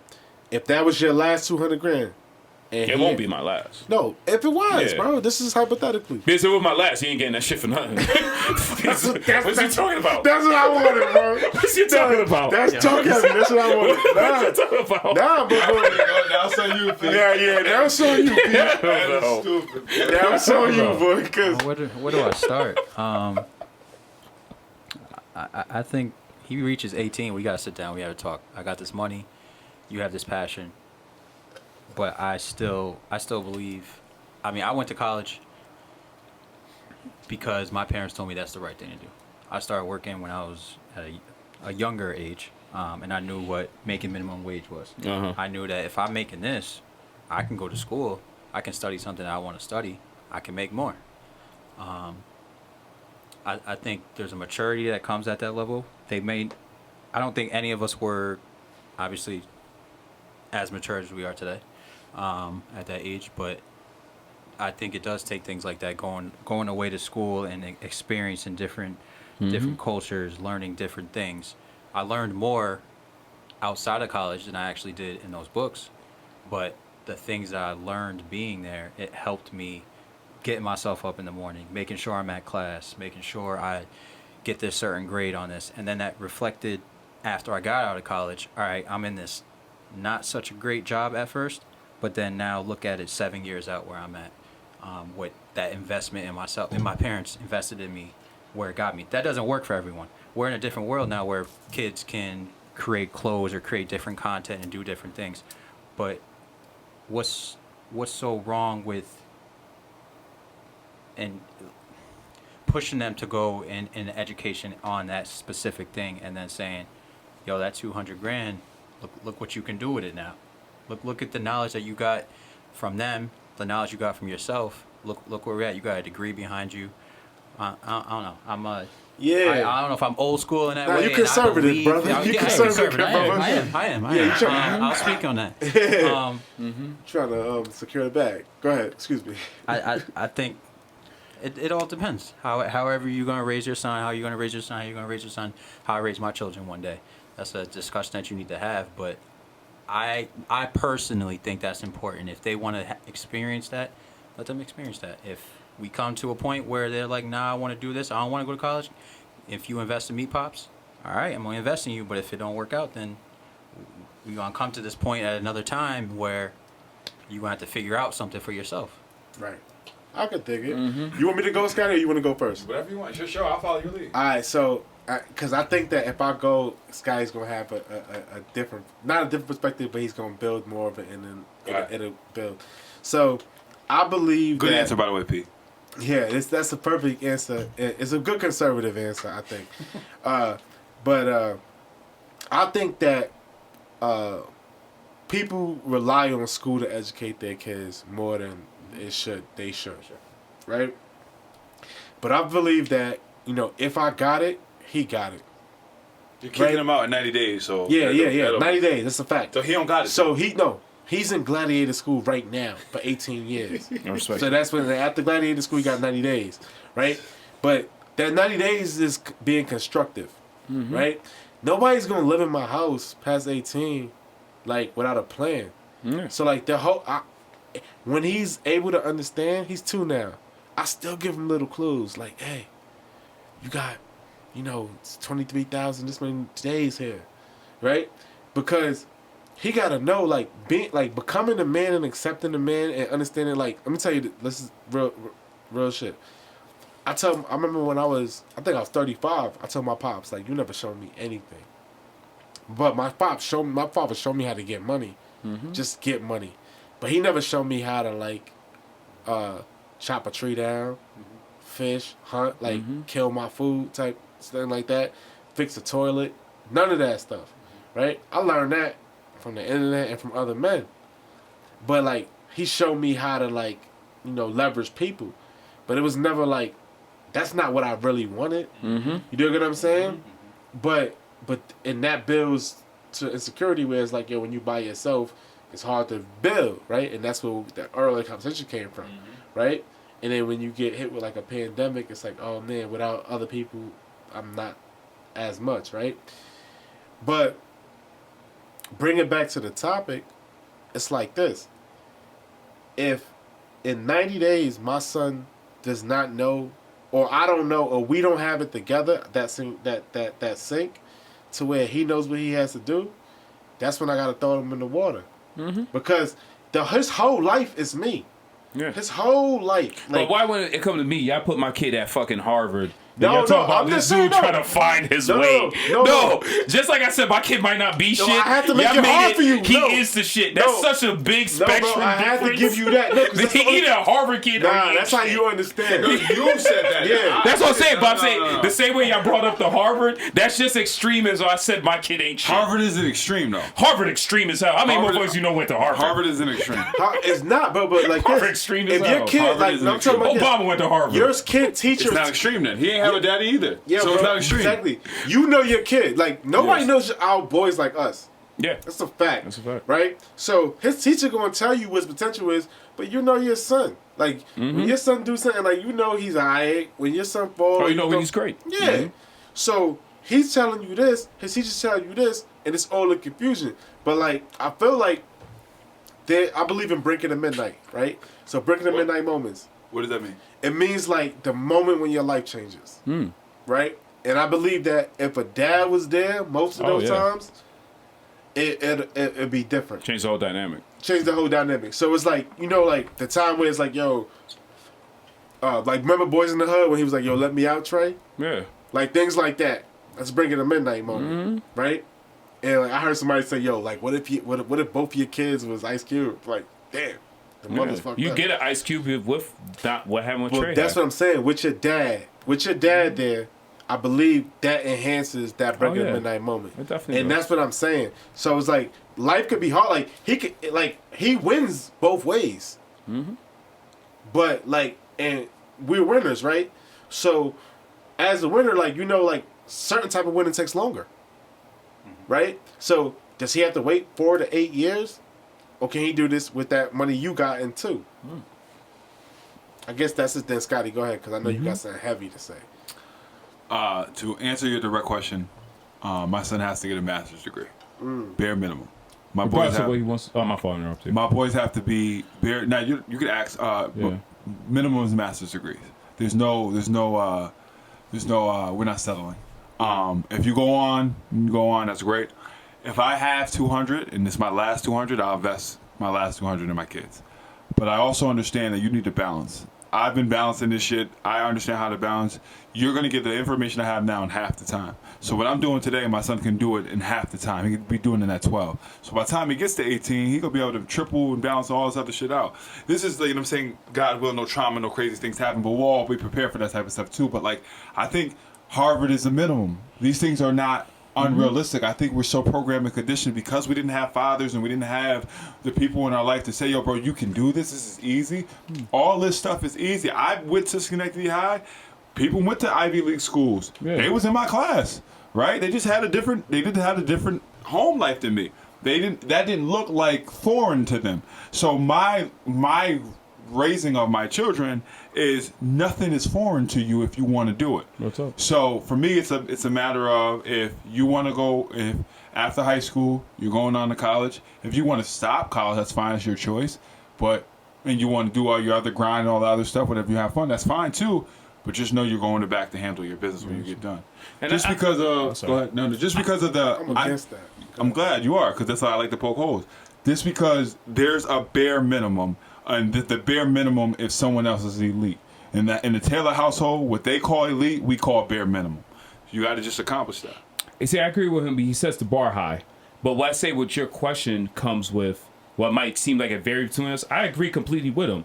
But the thing is, when you say from starting a business and going to college, that's just two different spectrums. Two different worlds. So the concept of if the way he's saying with his kids, I have the same aspiration for my kids when it comes to school. Yeah. Grades, we got to get at the top. We're aiming. If we're going to school, we're good. As you see within college, when you choose mid-level college, you get mid-level income. Yes. When you choose high-level college, you get high-level income. In the end, you're gonna have to. The great thing about the $200,000, he don't got to pay debt back. So therefore, he jumps ahead of other his peers. 100%. But the catch is, owning a business takes a maturity that he, like what P said, he learns at college. So therefore, for me to put my 200, which is technically his 200 from how I set it up, behind a business, 18 years old, he might not have the maturity to run a business that's going to require more of me being over his business, which he might not be comfortable with. He might love sneakers. Here's where I disagree. I'm sorry to cut you off because I think you got to think about our 18-year-old maturity. Yeah. They get that in half the time now. They do. So I think our kids will have a certain level of maturity that's heads and tails above because us. they have fathers around. Yes. But that's if they show me those examples. But the showing you examples comes from your leadership. Exactly. Yeah. And I'm saying with what life gives it, let's say for fucking some reason, something turns different and me and him have something between us. I'm saying if everything goes perfect, 18 years old, he has that maturity. The lessons he learns from me and other men that could put in his life, he might be mature at 18. He's still his own individual person. Yeah. He could be with all the lessons and still have some immaturity. Yeah, but I'm saying, let's say on the ground for it ends up exactly like that, then I can invest in them. But even at 18, even with maturity, it might not be in a position for you to dedicate. Even college doesn't dedicate as much time as your own business. Your own business takes you 60, 70 hours a week of dedication. College don't take no 60, 70 fucking hours a week. Yeah, it's only 4 classes. You know what I'm saying? No. Your own business, and you're working directly. This is the money I'm investing in you. Even though it's your money, you have to directly work with your father day to day. So he's going to need an overseer over business. You're not going to give him an overseer? You're not going to put him in a position with somebody? No. So I think we're saying essentially the same thing, but I just disagree with the level of how you see your kid at 18. And that's where I think we're disagreeing. Because I think that comes from just different personalities. Yeah, no, 100%. I'm more of a pessimistic person. Yeah, so I can see just throughout life, I could be like, shit could be perfect. And kid, you clash. There's going to be years you just clash with your children. Yeah, I see this and I still have to grow with those clashes with my children while he's at 18 trying to develop a career, a business in his career. The difference with college, saying you get to go 4 years, then additional 2 years for your master's, I'm asking him to jump into grown man world when at college you're not in grown man world yet. But 18 years old, you're a grown man. You're running your own business. During college. Yeah, and I agree with that. But here's the difference. Here's my only pushback is like, I agree there will be pushback in clashing with our children. I agree with that at 16 when they lose to Virginia or whatever. I agree that stuff they're trying to dominate, establish dominance in their alpha. Yeah. But I also think that my knowledge of learning, like me knowing that ego is something I can remove myself with, when those clashes moments come, I'll be more equipped to deal with those than to push him away and actually bring him in. My skill set and resources, when those classroom moments come up, will be to bring him in as a leader. But that's what I don't question in you. That's what I don't question in you. That's why I question in the child. That's why I say I don't question any of the parenting. I don't question that you are able to do that. That person has to grow as a man. So let me play myself and make up a word real quick. Congratulations, you played yourself. Nepotistic, whatever, right? Mm-hmm. I like it. So you owned a $20 million company.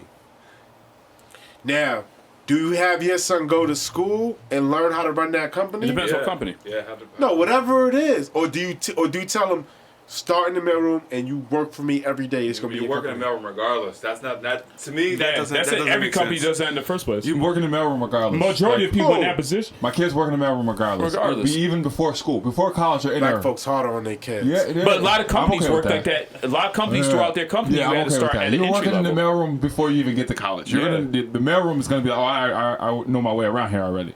I just believe that. I think that the notion of like we stop learning at a certain age is asinine to me. I think that as my son turns 18, I'm going to be way better equipped than I am now. I'm just saying that, like, I'm going to be, I love to read. That's what another thing me and Myles bond in is I love reading parenting books and all these different things and like personal self books and stuff like that. So when these things come up, not saying I'm going to be prepared for everything, but just things that like, yo, I know the male ego when my son is coming. My son's ego is there now. I'm nurturing that ego because I want him to have that. But I also know that the bigger his ego gets, the more remove I have to model the behavior for him. But I'm agreeing with you. So for me, it's like, I don't foresee being pessimistic, my son being a fuck up or anything like that, because I know what I'm modeling the behavior for him to see. And as I raise a disciple, disciples go into they become better leaders because they understand that we didn't have a man modeling the behavior of a marriage. Yes, or modeling the behavior of running a business, or modeling the behavior of how to carry yourself in public.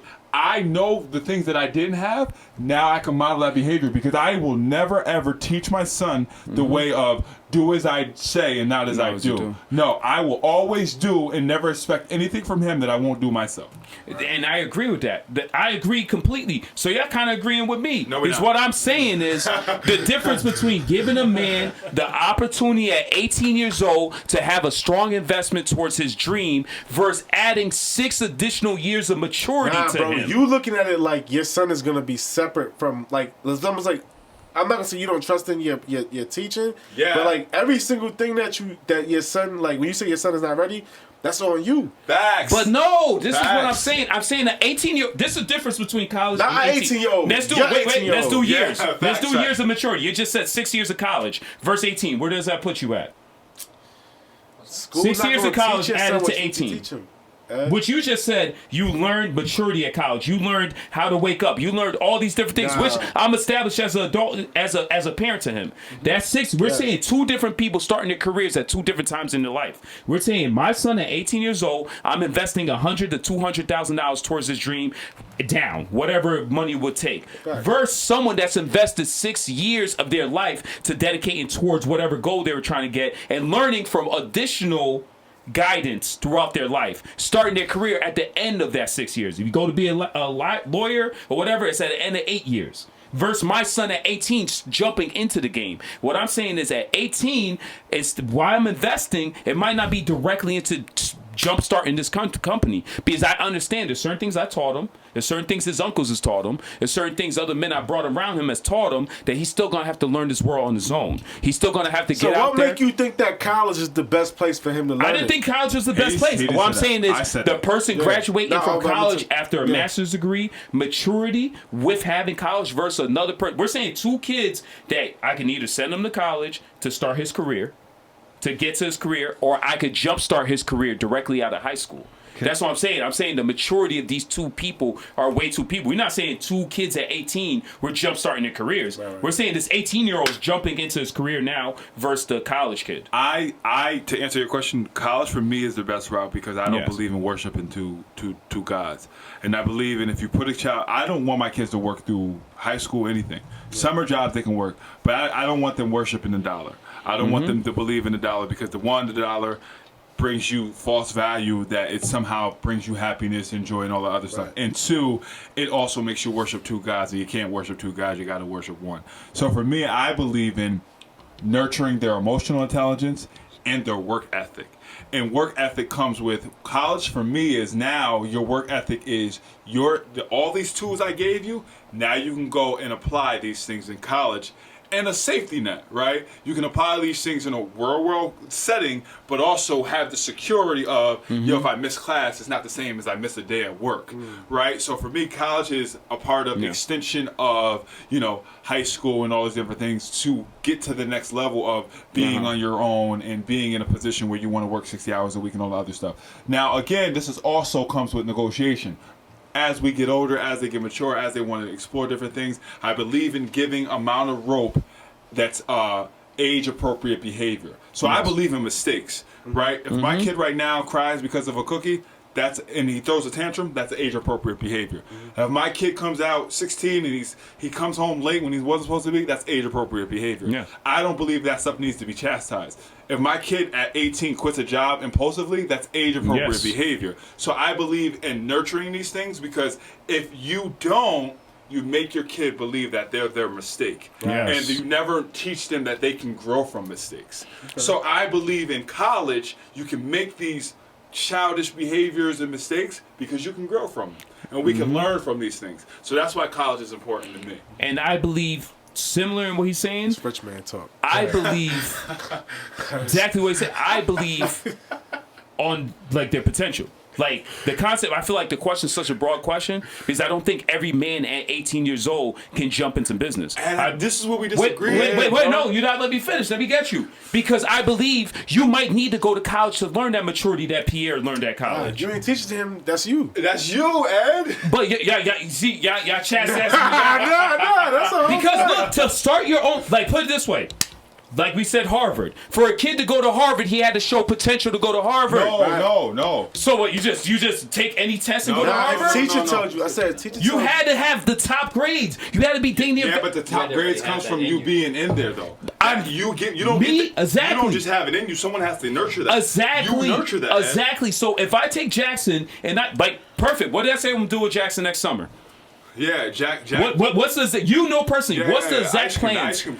I'm going to Ice start cream. an ice Yeah, cream, the ice cream process. company with the boy. You're gonna change his life forever. I'm gonna change his life. So Yeah. therefore, by he's 18, he already knows how to be an So entrepreneur. you're proving our point, Yeah, though. man. Ed. Exactly, but let's say if I didn't do that with Yeah. him, I'm not speaking just from my personal point of view. Yeah. I'm speaking about children in general. Let's say with my friends' kids, and they like, yo, I'm about to invest in this kid, and I'm looking at this kid, I'm like, he don't got no entrepreneur skills.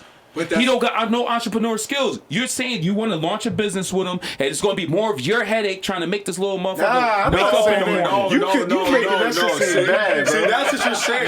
Yeah, you making that shit seem bad. That's No, what you're because doing. everybody ain't You got acting that, like you about bro. to have a little motherfucker. Yeah. No, that's because what my I'm little saying. dude, I'm already very anti-college Exactly. on that's my why I thought situation. that. Yeah. But I'm not surprised. just because my personal views of college. If he has potential and he might need the maturity that I'm not perfect that he might get from college, he needs to go to college. Yeah, Wait, let me tell you my thing on college, right? I feel like, college is a good place to learn. I hate the public school system sets. Yeah, That's so what we school know. system sucks. Yeah, Yeah. I know how to change that too. But look, Yeah. when it comes to college, right? I feel like, all right, you're gonna be an engineer, go to college because that's the thing you need to go to college for. The rest of I got a degree in leadership, right? I was in the military for 20 years. Like it was easier than hard. It was easier than anything, right? Because like the stories they told, like the examples they gave, I already knew most of it, right? The only reason I even went to school, It was free. not only that it was free, I just finished college last year. I'm almost 38 years old, right? Is because I want to set that example for my son, right? But now that I think about it, like my ideals started to change because it's like, okay, if this wasn't free, like what could I have started my podcast earlier? Could I have done what I was gonna do? Yeah. You see what I'm saying? But like I do believe in like setting and achieving goals. Yes, that's and doing what you know is right rather than what you think is right. You see what I'm saying? What you think you need. So going to college is more like, okay, what do I want to set the example for my son at? What is it like waking up every morning at 4 a.m. and like trying to figure stuff out and like getting to that brink of genius and freaking psycho crazy person? Or do it's like, okay, do I want him to live a life in more structure to where it's like when he has his family, he can like that's that legacy thing, right? And that's why I feel like that's why we have podcasts. It's like, okay, because when our kids listen to this, it's like, okay, now I kind of get my dad because we're gonna be different in our 100%. And here's my pushback on that. From always your pushing back. facts, you're looking at college from the standpoint of it only nurtures IQ.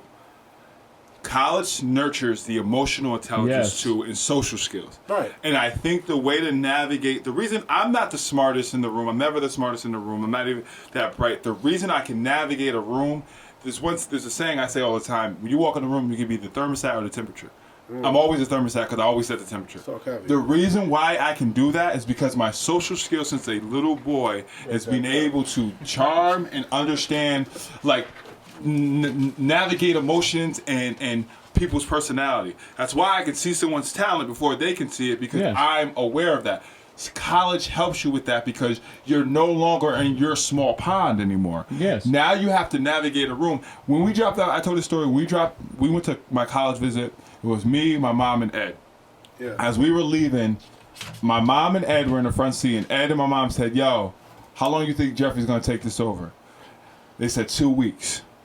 I had this shit under wraps in 2 weeks. Everyone knew my name in that school in 2 weeks. So heavy. Because of the fact of my social skills. It wasn't I was the brightest in class. So college helps nurture that. And I think that these things that we're getting away because of social media and technology, we're getting away from the personality, the personable skills to be like, hi, how you doing? Shaking hands, looking people in the eye contact. Right. So I think college help is another asset. It's just not IQ. It's also social skills that need to be developed too.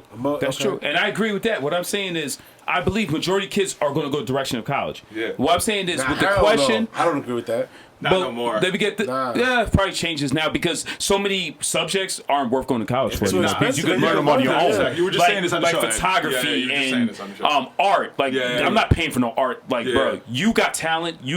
I could find the angles for you to get this talent out. Fact. You know what I'm saying? But what I'm saying is, I'm agreeing on the concept that college is a big maturity concept in all levels, from IQ to personality. You got people that go to college that are hermits and become social butterflies because you learn how, even Social with the concept skills, of women, 100%. you got dudes that don't go to college and get pussy whipped at 20 years old and destroy their fucking That's a whole life. fact. When you could have went to college and been able to date and learn people. Yes, and what make I'm saying mistakes, is, the question is so not broad get for HIV me. like you're from Norwegian. Because I feel like an 18-year-old being able to start his own business, you already see they be clean up on my little man. I think complete high potential on my little man. But I say for me to launch business in my little man, he already, just like when you see someone that's able to jump from high school to the league. It's more of an extreme, but you already, dudes that jump to the league when that rule was off, you seen it in 8th grade. He was like, LeBron's going, there's no point of him going to Duke. Right. My little man, I start my ice cream. When I'm doing to him, I already see, dang, this dude's a little hustler. Yeah, he's but not scared to talk to people. Yeah, but if he can hustle nutcrackers in college, I'm not. The statute of limitation is up. And But that's at the end of catch. the If day, I get he to- can flip it out there. If Let I get my to son 18 it. and I'm like, yo, we could take this 100 and we could start your business. And he's So- like, Dad, I want to experience college. So You're I going had to Cameron college. Bozeman on my podcast a couple of weeks ago. Oh, well, okay. And Pick the name no. drop. So, Jeez, Yeah, don't drop no Louise. names. We know you're the I- man, So I Myles. told him that. Nah, stop, bro. So I told him that LeVar Ball is one of my heroes. You're one of right? my heroes. One of my heroes, too. Yeah, Right. facts. And then he was like, "Well, Drew Holiday, the Holiday brothers." Everybody says this. I know. They were nice at basketball. No, but then he said. But then I say, "Look, I hate that comparison. They just The- won't let a light-skinned team No, win. nah, see, I wasn't Just let saying the that. light-skinned family win. But what, bro. what I was saying is like, LeVar Ball knew what he wanted, and without him, his kids would not be. No, they want to be. They wouldn't. No, it's That's so why simple. Harvard is realistic. No, that's dad's Yeah, because the self-esteem dad right there. instilled it. That- And so so- that's- so I that- agree. So that's what we're saying about you, Ed. With Yes. your talent and your work ethic, your son will not be amazing. at Yeah. it. But no, that's not saying I can't get my kid to Harvard. I believe that what I can instill That in was the him, example, plus, though, like I the say, Harvard the thing. peers, my peers around him, because it goes further than your father. It goes in the environment who you're bringing them Yeah, around. but also. cultural impact won't be as No, I'm deadly not when saying you're- cultural. Okay. I'm not saying cultural because it also decides in the. You'll see with because we're talking with dudes that he don't even want with. Y'all both got daddies Right. spoiled. Yeah, spoiled ass Y'all got niggas. Haitian daddy, so it's like Yeah, 50%. No, my dad's American, bro. What the relationships your dad holds on the relationships you do because Facts. you also see that example of Facts. what kind of people I bring around me. No, yeah, you know that's what I'm why we saying? disassociate And with you certain also people. see like I know my son who he can reach to from who I'm associated with has security in it. You So know what I'm I'm so saying? heavy on that. Haitian, like I don't consider like the way I would raise my son as far as like a father is like a Haitian pops. Not Like, at all. Haitian pop, like so to me, it's two ways to I'd check. much rather not have a dad than an Asian pop. Right. So it's see. I was going to shoot my Haitian some bail, but like, so.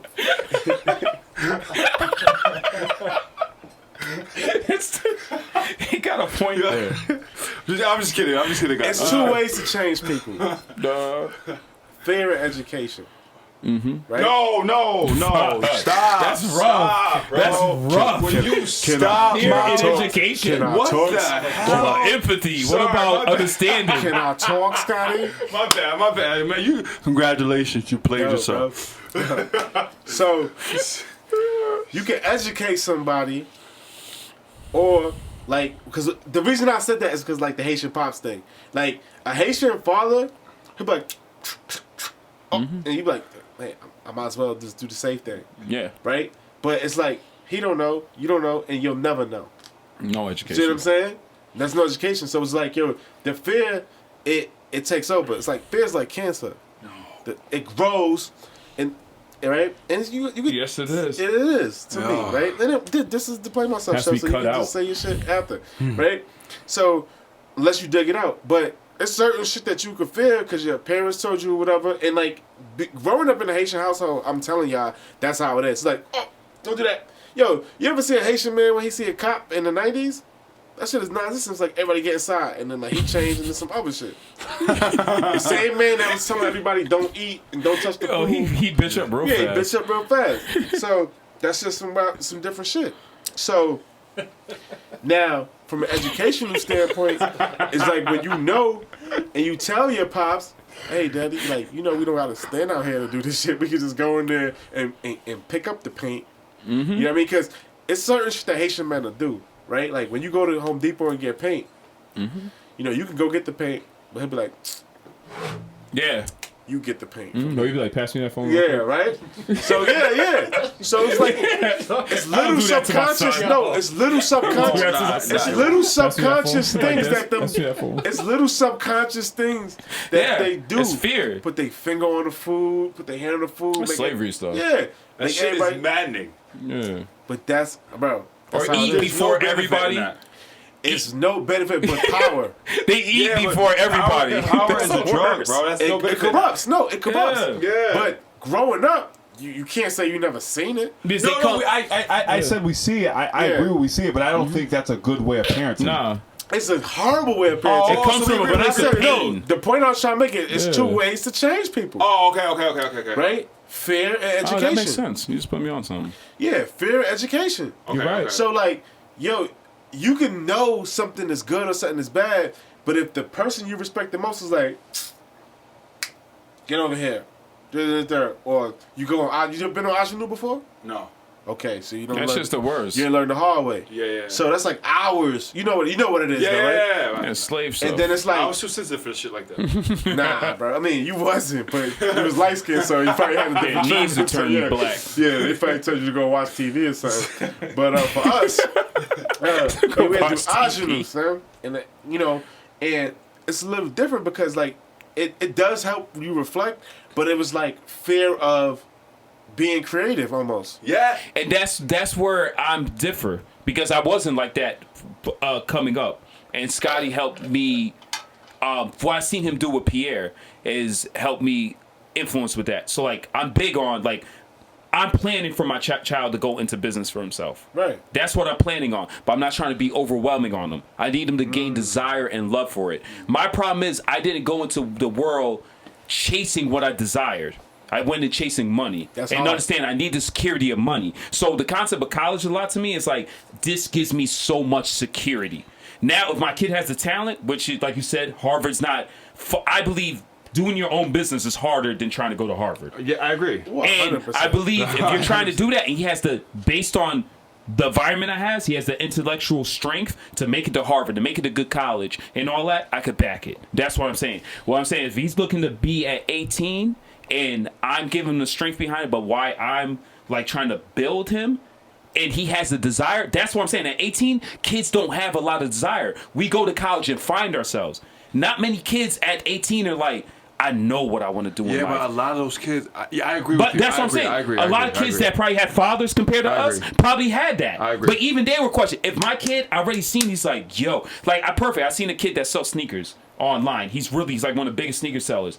You already seen in this kid when he was like 13, when he started copping them, he had it in him. He was like, I did this to do this, and nothing was about the flip of the money. I seen a natural hustle. He just wanted it. Just like when you see a kid dunk at 12, you're like, dang, that's a natural talent. This kid had a natural hustle. And when I seen him, and by the time he's a millionaire doing it, I was like, no wonder why his parents got behind him, and they was like, you skipping school for this? Owns a business. And He's different. Yeah, he's just different, bro. He's different. So I'm saying with like being Haitian, at times like there's things I desired that I didn't chase because I didn't want to take the mistake. And my kid at 18 is already in that direction. Like, dude, I think I'm nice. I can make things like this on the wall. I want Dad, I need canvases. I need you to rent out. I need you to rent out places so I can sell the art. Like Haitians ain't gonna be like that. So that's Haitians don't even let you go to school if it's not law or fucking nursing. Yeah, and then Haitian pops, not just Haitian pops, but like pops that are militant or like, it's prime example, the lamest terms. If my son right now, he's drawing without the lines. Chastising him right now and saying, no, you got to draw within the lines, you're already traumatically messing him up. My son at 2 years old, I'm not bragging, but I am stunting because I'm on the Play Myself show. My son right now recognizes words. He's 2 years old. He can recognize words. We read to him every single night. Genius. Every single night I read to him. So he recognizes words and symbols, right? Like I'm gonna be on some Christian stunting shit. When my son sees a rainbow, he says, Dad, God's promise. Oh, snap. Right now, it's 2 years old. So you nurture that and you keep that going, and that sacrifice of like, oh, I can't go watch the McGregor fight because my brothers don't invite me. Oh, no, it's like no, I'm just joking. That's just a shot. But like, it's the sacrifice of like, no, I'm not staying up late because tomorrow morning I got to be up because I want to read to him in the morning. I want to do this. I want to do all these things because I know. Double the time. If my dad, you know what my dad was doing when I was 2 years old? He was burning hot dogs in our project building. Damn. I was in a fire at 2 because our dad fell asleep because he was drunk. Education, though, so and that's it's not a shot to him. It's just a matter of like, oh, I learned what not to do. So you implement these things early and you sacrifice in this all the time. The tedious behavior over and over, the repetition. Dad, do this. Dad, do this. But that comes with long term. You're right. That shit's gonna pay off. It's gonna pay off, and that's why I'm saying long term. Yeah. So like my 18 investment, it might be at 21 because what I'm saying is not that I'm not gonna think my son is shit. I'm saying this from cutting people, like cutting fathers and sons that I've been cutting since the little man's is turning 18. And I'm like, you did everything right from what I know of, and it's like. I'm like, what's going on? He's like, he got to get his little lash out. He might have to get this year out to get his head right. Yeah, So- but, and also, that's what. but also in the house, they probably not doing what they doing in front of Exactly. you. And I'm saying accountable to me. I could at some point in my life have this. The thing with children, like you told me, the slightest thing can cause scars. The slightest things could turn something left and they come back. So I'm saying at 18, I have to really see the potential of him to be like, am I gonna launch this or are we gonna wait a little bit? Or do you need college? So do now- you need business structure that you can learn better from me at college? You know what I'm saying? So with that said, right, and this being, Play Myself show and, collaborating with Jackie Got Us, right? Listen to this, because this is my belief, right? It's my belief that a mother builds self-esteem more than the father. Right? Listen, let me tell you my belief. I believe a father builds, drive, structure and drive. But when it comes to self-esteem, I believe that, like, a man's weakness is woman. Right? I believe that. Right? A man's weakness is women and his own self-desire. Right? But, like, all right, bro, can I talk something like this? No, we agree with you. Yo, so I believe a man's weakness is a woman and his own self-desire. Right? And I also believe that, before you might meet the woman of your dreams or whatever, like, your mom's is she's that person, right? Who you respect the most, who you do anything for, and who drives you and who you do most things for, right? But the confidence that you get in that is because of her words mostly. You dig what I'm saying? Now, I don't. Okay, then you can talk. Let me finish my thought. So, now, when you have a dad, your dad is the dude that's gonna be like, yo, be who you are. Say what you mean. Be a man of your word. Be a man of word and deed, right? That's what your father's showing you, right? But the only reason why you're in that position that your father's trying to coach you into completing is because your mom gave you the wherewithal. Okay. So now talk, y'all. I need to hear Go Scottie. against exactly what I I need to just hear said, Scottie. Mr. Scott, Mr. Taylor. Scottie, talk to him. We're losing and being programmed and conditioned into this traditional way of thinking that a mom only can do this and a father only can do that. And I disagree with that, right? Okay. I think that the notion that we can be responsible for our kids' emotional intelligence, IQ intelligence, work drive, all that stuff comes collaborative. And I think that's why statistically, when you look at kids who do better, they come from a two-parent household, marriage household. The reason why is because there's a team there. There's strengths that you meet your partner for, right? My partner, my wife, is great at budgeting, and she's great at hard work and discipline, right? So that, under your notion, that would mean that I wouldn't be able to let my wife teach my son how to work hard and discipline because of the fact that, not that he wouldn't, but I think it comes from both. I think when man leaves his mother and father, he meets his wife and they become one.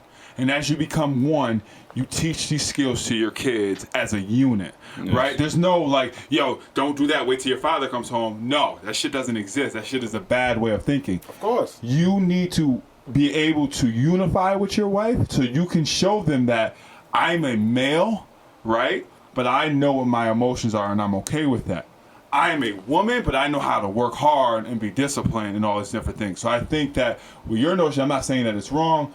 I'm saying it's absolutely wrong. Is that you off topic than what I was saying, bro? I'm saying that I don't believe that a self-esteem only comes from the mother. I didn't say it only comes from mother. I said more. I don't think it comes more. I think it comes from. Yeah, I think it comes like from a percentage. I don't think there's a percentage anymore. I think it's a unified front. And I think when you and your wife come together, that's why you can notice that, like, in marriages, the marriage comes first before parenting. Well, 100%. Yes. Because once the marriage is good, kids pick up 90% of non-verbal communication. Yes, they do. It's nothing about what you're saying; it's about what you're doing. Yes. So if you and your wife are on the same page, just in sync, Evenly accord. it's in sync. Your kids are gonna just naturally Yeah. go off that. Right. So it's not a thing of like, oh, mom has to show me how to be self-esteem.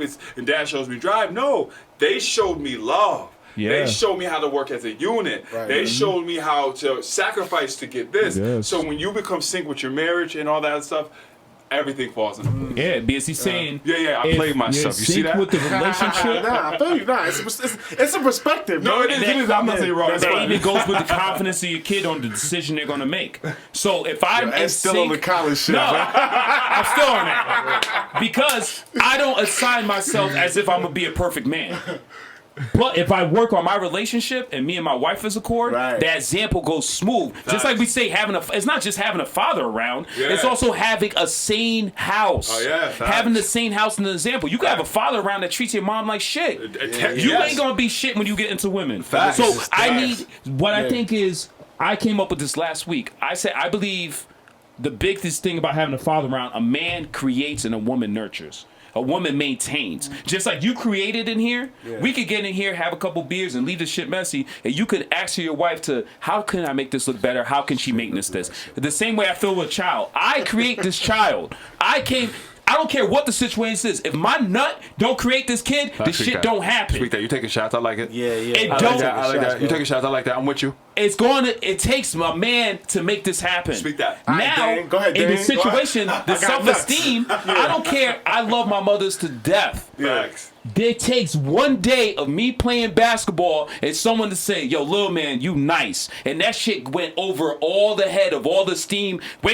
Of all the confidence my mother gives me. When I come home and I say, Ma, yo, they said I was nice. And she nurtures that and she builds my self-esteem. But for me, in my life, it took when any thing. That's why black people excel in sports. That's why all these type athletes come from single mother homes. Because we look for that male guidance. We look for that reassurance from a man that looks like me that tells me you're doing really good. Just like we watched that movie when Jim Brown went to that racist man's house and felt comfortability with him because that man was in his life as a mentor through sports. Right. And then he had to see the true picture that you really don't respect me. Hold on, so we look for that guidance from male. We get that self-esteem from males. Our mothers, they take it and then when they see it, they polish it. I do too, but you you guys something to say, my brother? You say disagree, Pete? Because I'm Sam Cooke in the movie. Hold on. You're Sam Cooke now? I'm Sam Cooke in that motherfucker. Hotep and build. I can't believe I gotta be Malcolm. This is I ain't got no job. it's different for me. Exactly. Haitian father, he worked 2 jobs, put his kids through school. My mother, she was there for most of everything, sports, school. I looked at her and accomplishments she made. Mm-hmm. Looking at her face when I'm getting good grades or I'm graduating from whatever 8th grade, high school, college.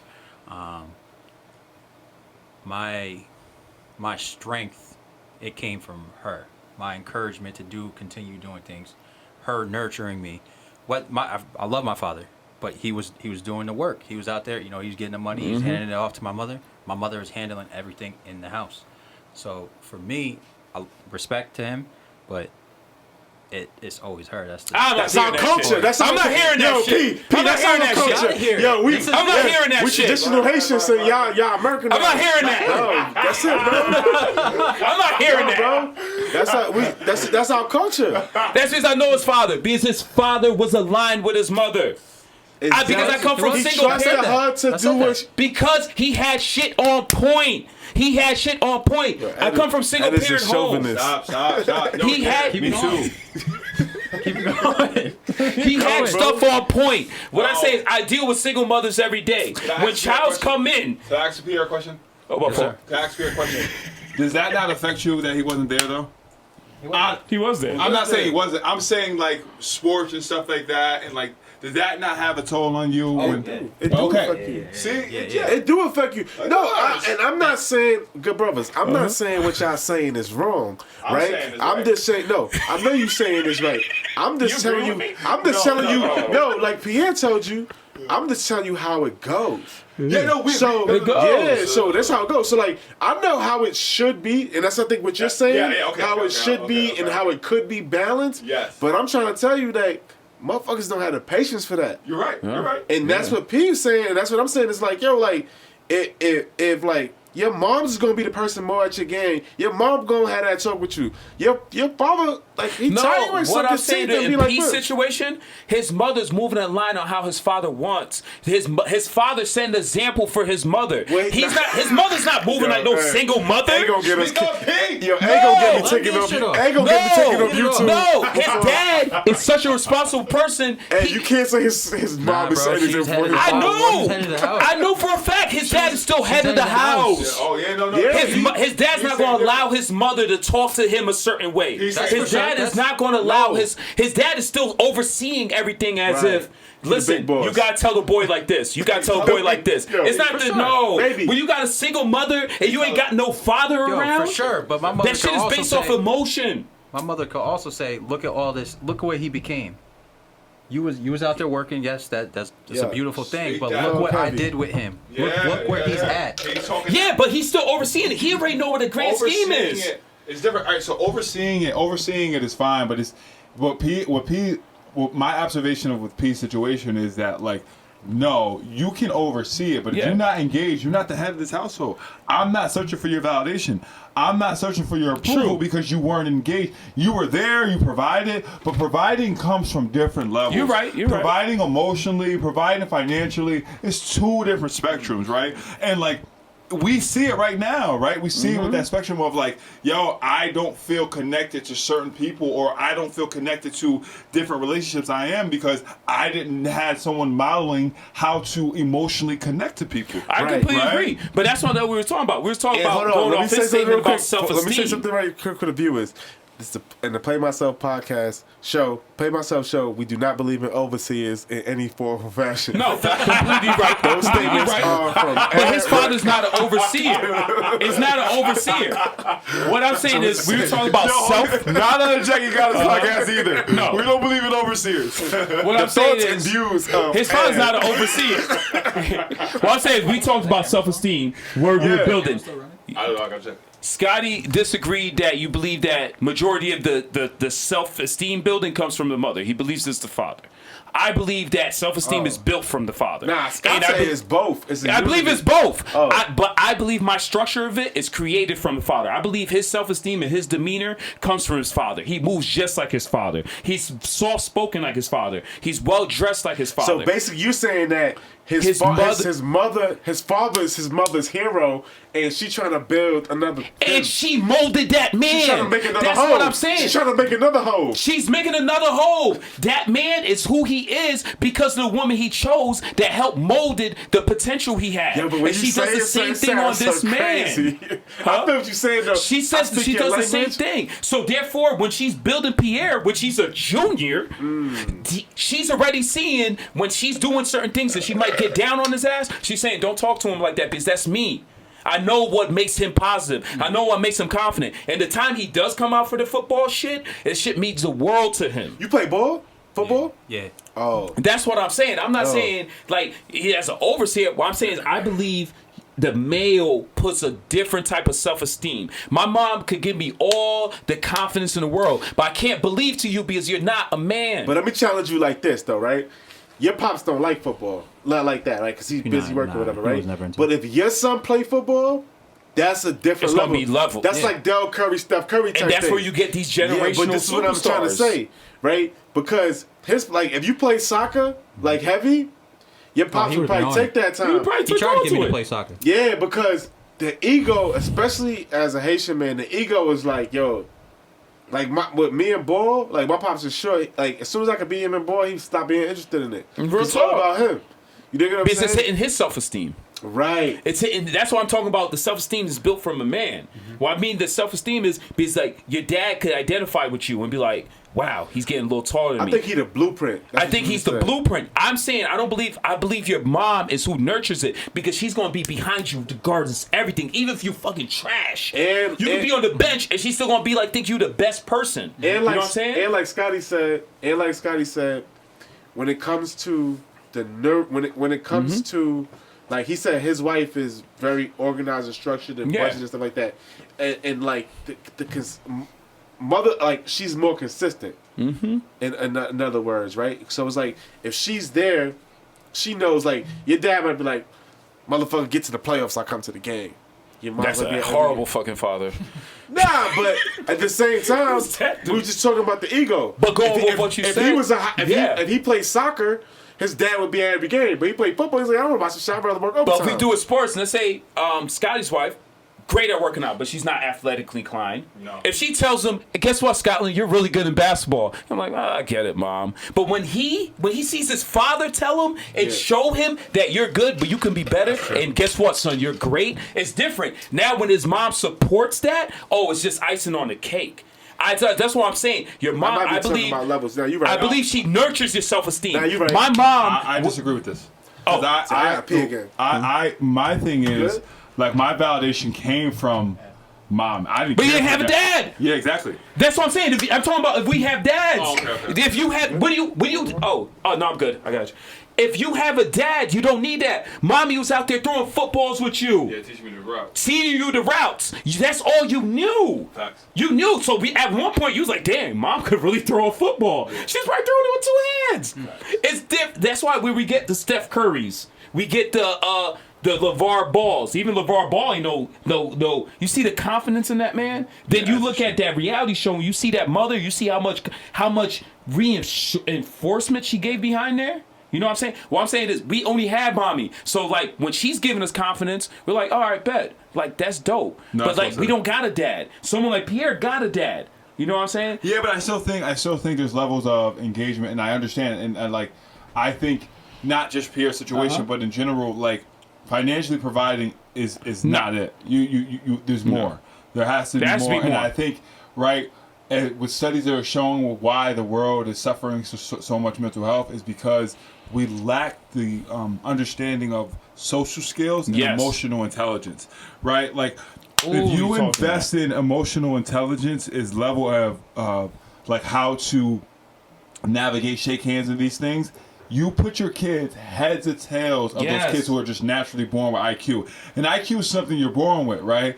You can't nurture it. Emotional intelligence, you can nurture it. You get better and better at it. So if you can teach them that young, I think that's important. And I think it goes to what you say. It has to be a balance of both. What I'm not saying is one does more than the other. I believe one does it in a different way than the other. Oh, yeah, I agree with that. And that's why I say sometimes if we take a tightness to our mom, because the more accessibility. So like I believe like when it comes to like someone like us, the blueprint is made from your father. Eddie, your mom runs on it. Just like I might make this table and my wife, it not sound chauvinistic, she cleans it. You know what I'm saying? I feel like I set the blueprint for my son. Mad chauvinistic. Mad chauvinistic. I set the blueprint because you see it in parenting. You said it. So sorry to interrupt. I disagree with this, and here's why. Because I think that like if you base it off that with 2-parent households, you don't allow your son to be able to independently live, right? Yeah. Pierre, you have a young lady in your life, beautiful young lady, but you still live by yourself, right? So your mother had to teach you how to clean the table. If you Yeah. just, if you I live Don't take that example together. bro, my No, dad don't showed take me the how to cleaning clean the the table. table. But that's what I'm trying to No, say. I'm talking about Everyone- nurturing. Don't take the actual cleaning the table. I'm just saying. Yeah. I'm just saying that. Oh, okay, yeah. No, Right? no, don't Yo, take the guys, cleaning they the from the table. Jackie Got Us podcast. Whoa, And whoa, play myself. You see how you be finessing stuff? I say women clean tables. Rec from the dude's Jackie wild. Dallas podcast is super chauvinistic. Yo, he said, There's yeah, some yeah. views I agree with. But your mom gotta show you how to clean the table. Your mom gotta show No. you how to clean that table. No, and like you said first, there's social skills. There's certain things, just like empathy. You learn empathy from your mother. No, you don't. No, you see, he takes everything I say and he take it. So I can't say broad statements around him. That's where I always gotta say you learn empathy from both. But there's a lot of times you learn sensitivity and empathy from your mother. There's a lot. You I don't tell me you think don't learn that's the shift right sensitivity. there. There's a shift, but you should, just like we said, a man should be able to cry in front of people. You should learn No, I empathy said from a your. black man. I said like Damn, why you gotta say black man? because like a man. No, look, that's where Play Myself gets it right. Because I think everybody should be That's able a to really clever name too now. think. Yeah, it is. I think everyone should be able to do anything in front of anyone, right? Yeah. But I think that this part of the stigmatism as a black man is like you always have to be strong. That's Facts. Yes. what I came at, right? So like I'm of the belief that nothing is fair or perfect, right? Mm-hmm. And the people that want it to be like you wait, I'm not waiting, right? I'm gonna do it like as long as I have the rules to the game, I can beat it. That's my mindset. Mm-hmm. So when I say okay, you should be strong, you have to be strong, I just feel like that's a responsibility, and it's self-limiting as a responsibility because it's like my care should go to me first and my family, right? Mm-hmm. And that's where I should be. But when it always comes to okay, put everyone else first, right? That's self-limiting because like the purpose of family is togetherness and growth. So like you can handle things better as a family than you can on your own. Facts. In every sir. aspect of life. Yes, sir. But so why do we want to carry things on our back? Thank you. Yeah. You're proving my point. No, I disagree wasn't with to your prove point. your point or not disprove your Yeah. point. Just make it. I sound brilliant on the show. Okay, yeah, okay. You basically all just said the same exact thing. This is Scott. No. We all didn't say the same thing. What did we say? We said it takes both of them to teach them self-esteem. I'm gonna teach you the old lesson. Go ahead, teach me the old I'm lesson. summing it up first. Circle of life. And when we Hakuna all come, Matata. Hakuna Matata. And we come if we come at the situation as a unit, right? The tide has to take the turn. One thing in life is guaranteed is death, right? Yeah. And you're dropping stuff because I'm dropping some gems. Now I want to write that temperature thing, and I forgot it. Yeah, those are gems. That's what you hear in the background. People who are Scott listening. facts. Those are Scott gems that facts. I'm dropping. No. So what happens is this: we raise our family and our kids in order to take the torch. It's the Henry Ford theory. You need to run your family as if when you leave, the well-oiled machine still runs consistently and it still runs well. So when we're teaching our kids, no matter who it is, they have to step up. Eventually, I have to get old. I gotta go to the old folks' home. You gotta hold this shit down now, Junior. You gotta take that place, and it keeps going over and over, and that's the natural cycle of life, and that's how the legacy gets built. But if we limit our minds to self-limit that only mom can teach me this, only dad can teach me that, you're never gonna be a well-rounded individual So we to agree. go into the world and be Yeah, I amazing agree. like me. No. I don't agree with Ed. I didn't disagree with you. I didn't say anything to disagree. Cause I said some fly shit. No, from trying the to start, fly. you disagreed with me. Nah. I never disagreed. I got I a silver said tongue, it takes baby. both. I got a simple I just tongue. believe the way that both works is different. You said you made this table and your wife cleaned it. No, I said I created something. Context, though. That's I'll give you a perfect example. brother. Name him any male, female situation a man doesn't create. When y'all got with y'all ladies, who said you my girl? She said, yo, you're my man. No, my wife ordered this. But you're different. You're light skinned. Yeah, brother. Who did you make That's your brother. Did you make your wife to be when you decided to engage with her? Who officially said you are my significant I other? did, man. You, He didn't do that yet. the feather Scott base, did the base together. brother, right? And goes. They My did wife together. met me and said, "Zaddy." She is a nurtured keeper." that relationship. She helped you build with it, and you God. nurtured it also. But you intentionally created that. You even pursued her. The same way I feel on the child. And when I see certain things, potential in him, which my wife might bring it to me. She might bring it to like, oh, he's actually pretty fast. And I look at it and say, all right, bet. He's pretty fast. Let me see where I could put him in this. Let me do it. And then I might, let's say I'm in a position that I might have to work a lot, that I might not be there at all the times to act that nurturing. Hey, She steps headstrong. up on that. Yeah, he got ego. you man. had- Oh no, I got the less ego in this room. Matt, That's a what- fact. what he said? What he said? That's a fact. What he said? I'm the least You egotistical. had strong. What he All said? right, so look, if y'all guys look, so if you look back on my like the last value that I have, right? It says Courage. When did that? equal. Courage is equal to or greater than confidence. Greater than- No. You said win today. No, the last last, the second from last one. Scott, see, light skinned brothers always trying to correct us, man. It's been like that. Greater than. What do y'all think about that? I absolutely disagree. Yeah. Ain't like so you do think you get that- your so you courage from confidence? Yeah. Bars. Yeah. You don't get courage without confidence. That's just arrogance I if think you're not that- confident. I think that so. Yeah. And this is my personal belief because those are my personal goals. But you can I cut respect it. these are my, these are my You've given me personal, great those are my personal advice. values. But you can cut it out and no one will notice it's missing. Nah, I definitely won't cut it out. But I feel like confidence is built through self-esteem, right? I feel like courage is the willingness to start. So like that's just my personal definition. Confidence give you the courage to start. Yeah. And you get confidence from self-esteem. Nah, Played yourself again. I don't feel like that.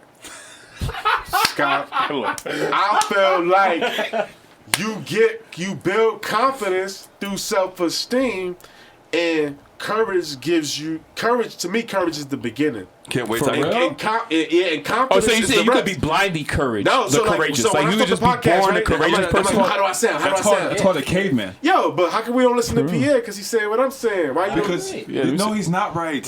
You say like how superhero, like Captain America in the movie, he was like mad puny, but he's courageous. Yeah, he had he- nothing to be confident about, but he was courageous. That's confident. like- no. Nah. That wasn't courageous. That's confident. That's what they're trying to say. They're saying he was standing up for people when he know he can get his ass whooped. No, that's Nah. that's insane. That's bugged out. That's bugged out. Nah. But he was able to jump on the grenade. Is that like what you're saying? So you don't think you build confidence then, Scott? Yes, you can build confidence, but you need confidence to get courage. No, but what? So what helps you build confidence? I think you need. For me, I remember we spoke this on our show. I think you need some kind of so I'm stealing attributes from to your feel show confidence. now? I think you need some kind of attributes to be confident.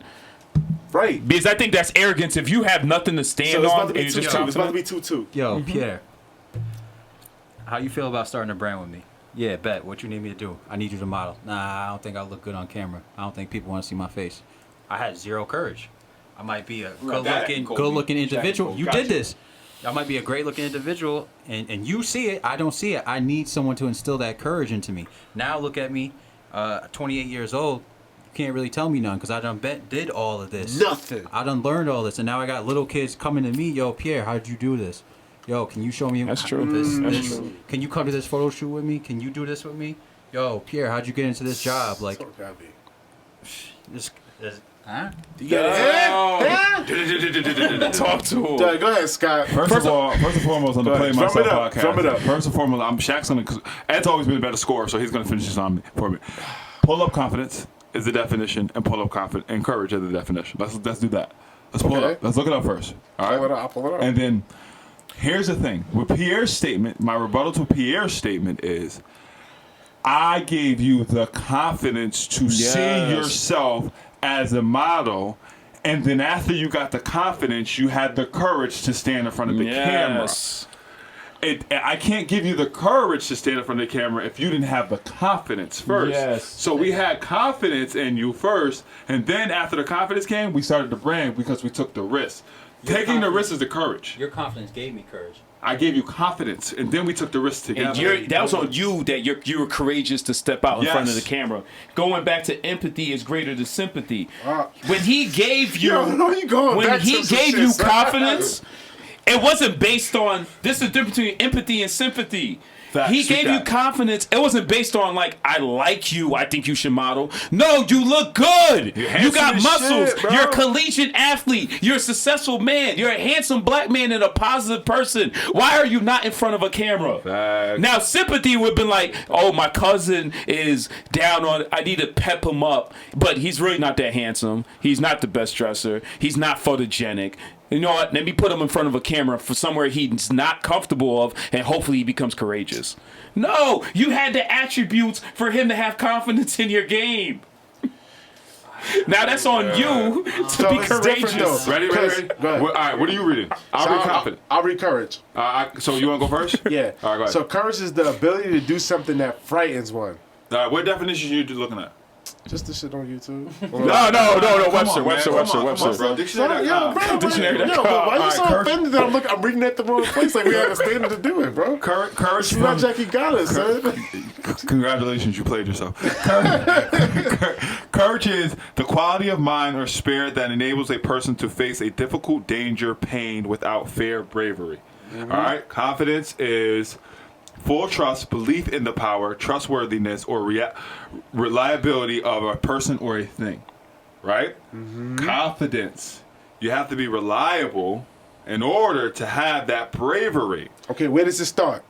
In self, right? Starts in confidence. No. Yeah, you did it. Keep going. Yeah, keep going. What was the last definition you read? Confidence. And then read that again. Got you. Confidence is full trust, belief in power, trustworthiness, or reliability of a person or a thing. Person or a thing, right? Another person or a thing. Now read courage one time. Courage, got you. Courage is, hope that finds work for me because my reading voice is mad good. The quality of mind or spirit that enables a person to face difficulties, danger, pain, etc. without And fear where does or it bravery. start, good brother? That's talking about the mind. Confidence. No, and it said the courage is say courage again. The quality of mind or spirit that enables. Spirit. Yeah. That's where it starts. Because you have to build that. You gotta build that. You don't bro. have that naturally. You had to get the confidence by being a handsome, muscular, collegiate athlete brother like this. Anybody can do anything. Not without the right mindset. You got to build that mind. And what is the definition of courage again? That's what I'm saying, bro. It's confidence, bro. It's, Confidence starts when you get the courage. courage is the greater part What of did you it. just say? You just gotta flip Confidence starts and then you get the courage. No, I think you said confidence starts when you get the courage. No, confidence start, then you get the courage. No, bro. Courage And it comes from self-esteem. If you got low self-esteem, someone got to build your confidence. That's what we're talking Yes. about, mothers and That's what I fathers. just said, bro. No, Yeah. no. Don't try to flip Ed. No, we're still. You gotta flip those words. You said courage is greater than confidence. It's equal. No, it just greater comes to or after equal. it. No, it don't, bro. Yo, So, bro. if you do greater, like it comes after, sure. What? Yeah. You gotta have What? confidence to have courage. Bro, you need to have. What'd you just say? You're in the military. You have to have Let me bring your courage. military background. You had to go through boot camp, get broken down and built right back up so you could build your confidence to get behind that rifle. But you have to have courage to sign that paper, boy. There's a lot of people that signed up to go to the military with no And courage. they fail. No, there's people that survive. There's Bro. people that go because I'm gonna get good benefits. Yo, bro, listen. Don't try to check me up. Like that's my foundation. You tell me everybody that came in the military went in No, courageous? I'm trying to tell you You that- build courage. I'm trying to tell I you wish that. we knew this earlier because I can't wait to come back and destroy this list. You can't. Bro. I'm not. Nah, hey, the rest of the list is foul. hey, black man. I'm not here to destroy. I'm here to build. But those are my beliefs. Nah, this list. Nah, I this love list- the beliefs. Nah, I Those love are the my list. beliefs. So when I love say the that, like, list. you know what though? That is a big thing. So the next question I ask you, because like, yeah, since we the argument type, what is your personal beliefs on being late? Now, as people that own their own business, or as far as like yourself, like, is there a reason for being late? So No. I'll give you some context, right? So earlier today, I listened to something and it was like, all right, dude was like, yo, I was 10 minutes late Hey, this is a shout at you. for No, an acting late set. today. No, Never for an late. acting set, right? And then I got the call back, and so I came in early for the next appointment because I got the call back. And then when I was there early, I was there before everybody else. They were ready to start, and the actor that was supposed to go, he was like, "Oh, you know, Myles was here before. Let him go first." And then the director was like, "He will not." Right? Does that make you leave? Like, when do you stand on yourself to be like, look, Yeah. I made this right? Or is it like, yo, is there no excuse for being late and should you just take all punishment? Because there's punishments that come with shit like that. There is. Tardiness is not in business is sloppy regardless, whatever kind of business you is.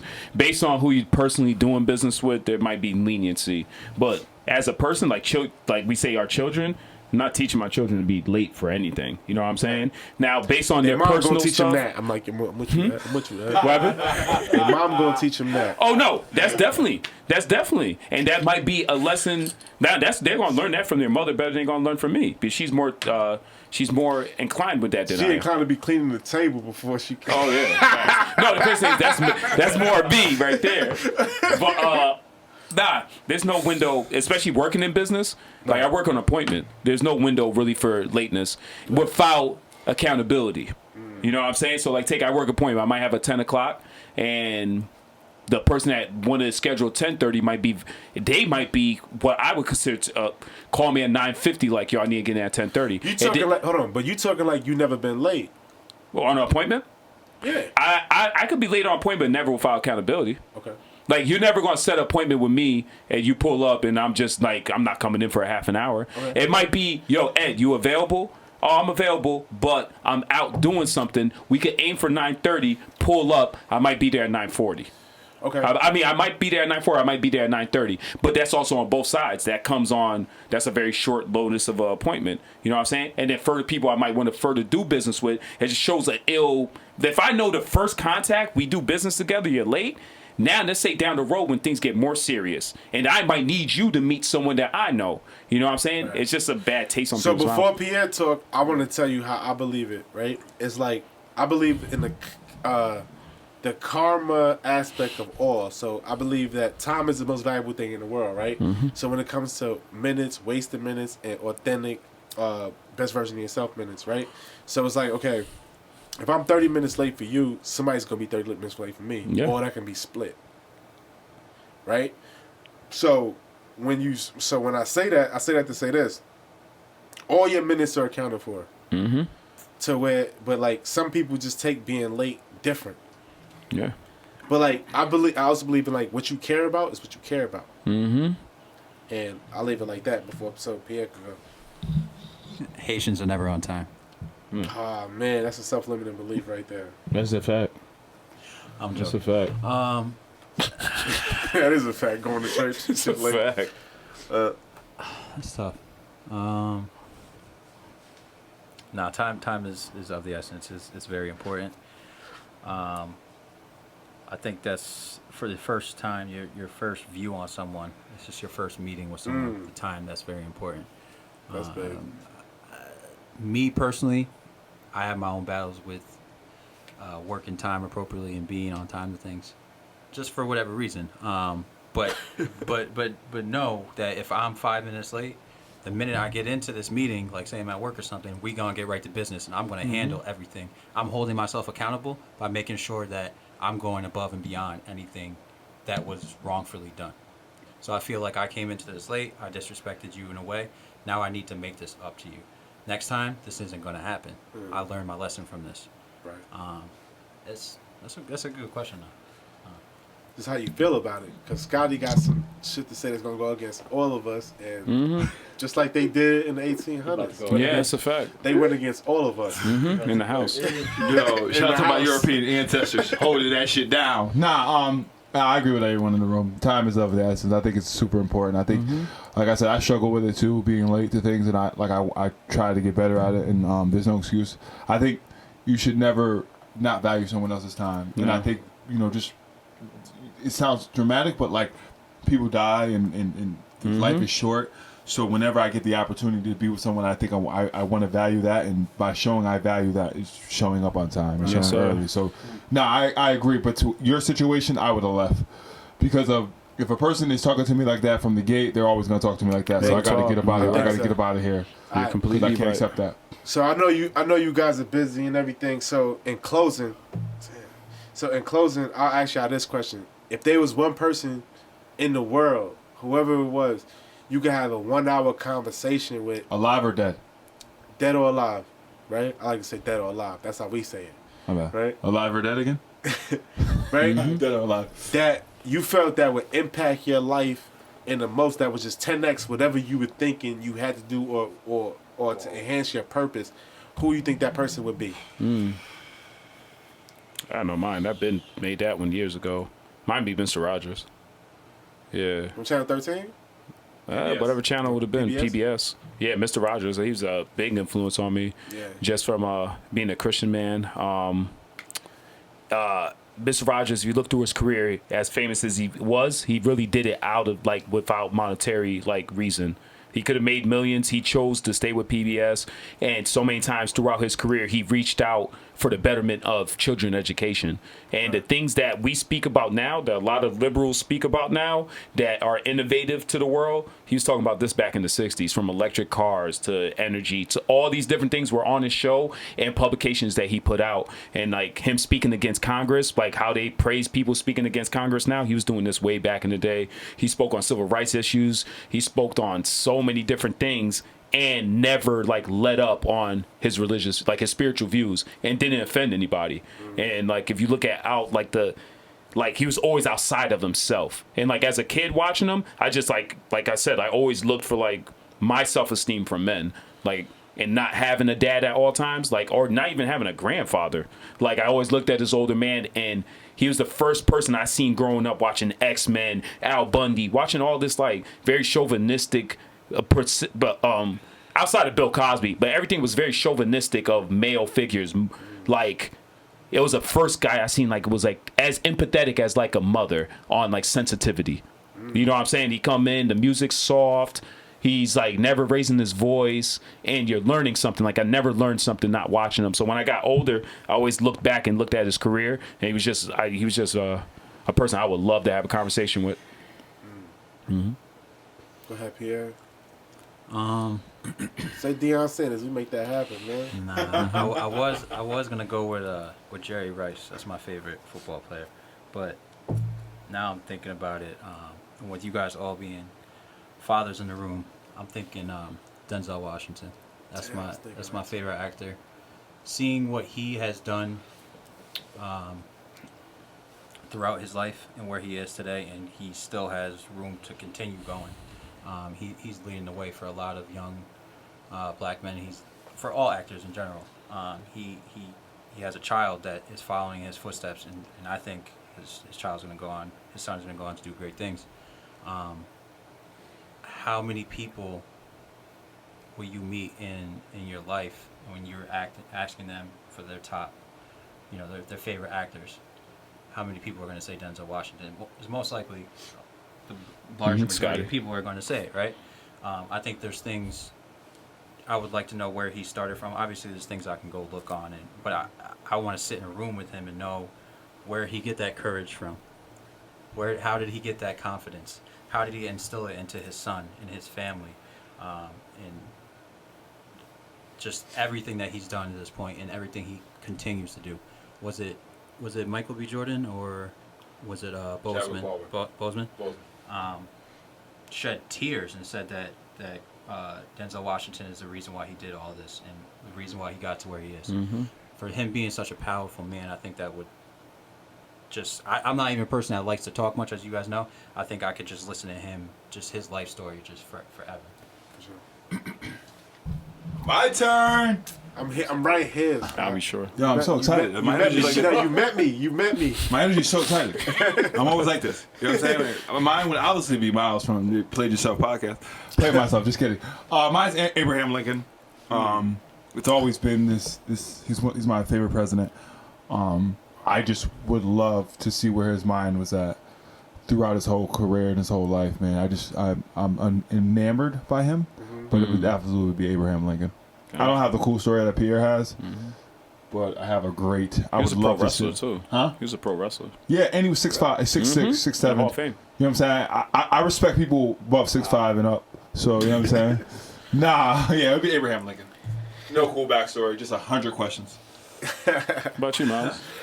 Yo, so for me, man, it's a lot of people, but to put it down to like, so I was thinking Denzel, but like I believe in like the never meet your heroes deal, I agree with that. and because you never know how they gonna act, so then like I'm a presidential buff, so I was thinking like, you know, my favorite president, but I would say, man, and this was in my show before, it would be Dame Dash, bro. Yeah, Yeah, man. It's he a was waste up of there an for hour. me. He's in my top 5. Yeah. That's a waste of an hour. Nah, Dame Dash definitely got that No, I'm joking, perspective. He definitely got that perspective, you know, and like I said, it was said in my show before, but it's so real. It's like he kind of embodies. In 6 months, you're gonna have him on your show.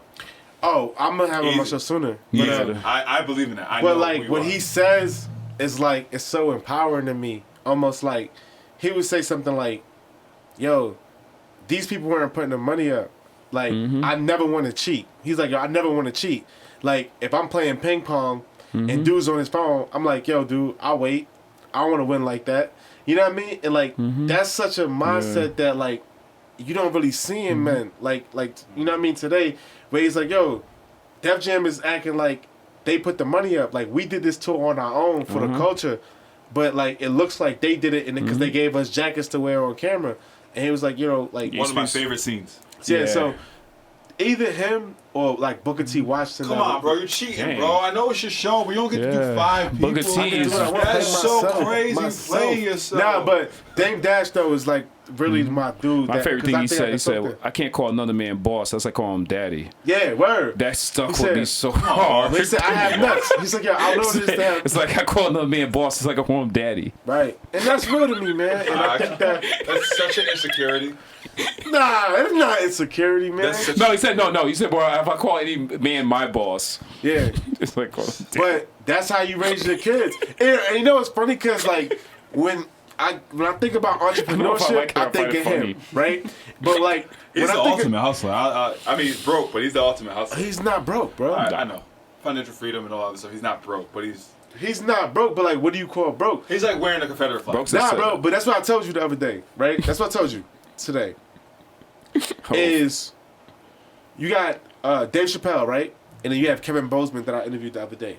Kevin Bozeman's doing well for himself. Damn, these names, No, Andy names we Steinberg. gotta pick up. Dude, when I interviewed Andy Jeez. Steinberg, he's a roadie for Ari Spears. We know who Ari Spears always puts a spit in his mouth, right? But Andy Steinberg was like, yo, every time he's successful at something, he would just quit and do something else. Now he wants to be a stand-up comic, and he's on this podcast right now with Ari Spears. But he's like, yo, I don't need any of this money. I just feel great being in this space. And I feel like that's how most of us feel, right? Yeah. It's more about your legacy now. And this is like the Yeah. first time, like that's why I say this is the best time to live in history. Yeah. It's more about that legacy than a monetary gain. Facts.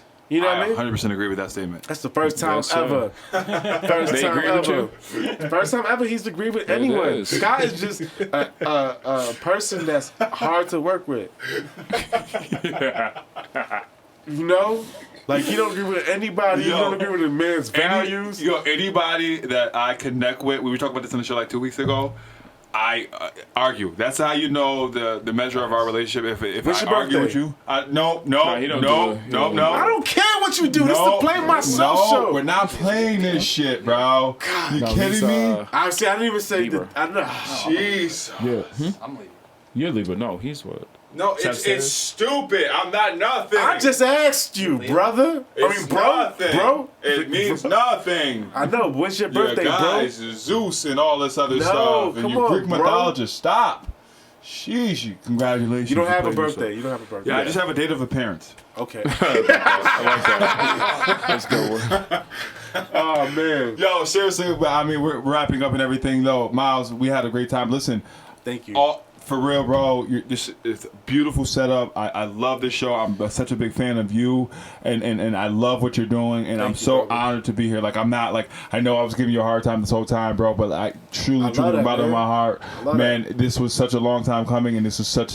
It was it was better than expected, bro. Yes, sir. Thank you so much, bro. For real. Thank you. Coming through, man. Everybody out there, please like and subscribe. Play myself Hold on, bro. podcast. Pierre might want to say something nice. Yeah, he's gonna say. Too many words out. No, I'm joking, man. Pierre, you don't gotta say shit, man. The best, bro. Nah, respect. Thank you for having us. As Scottie said, this is a beautiful setup. I'm so amped to see where you take this. It sounds like you are doing very well for yourself. All these name drops is crazy. Now I gotta go do my research. Nah. I gotta pick up a broom to sweep these shits I up. appreciate everything that you're doing right now. And you just gave me some more fuel to the fire. So thank you. Study Haiti, baby. Study Haiti. Facts. Definitely. We really appreciate you, man. You know, you're my brother.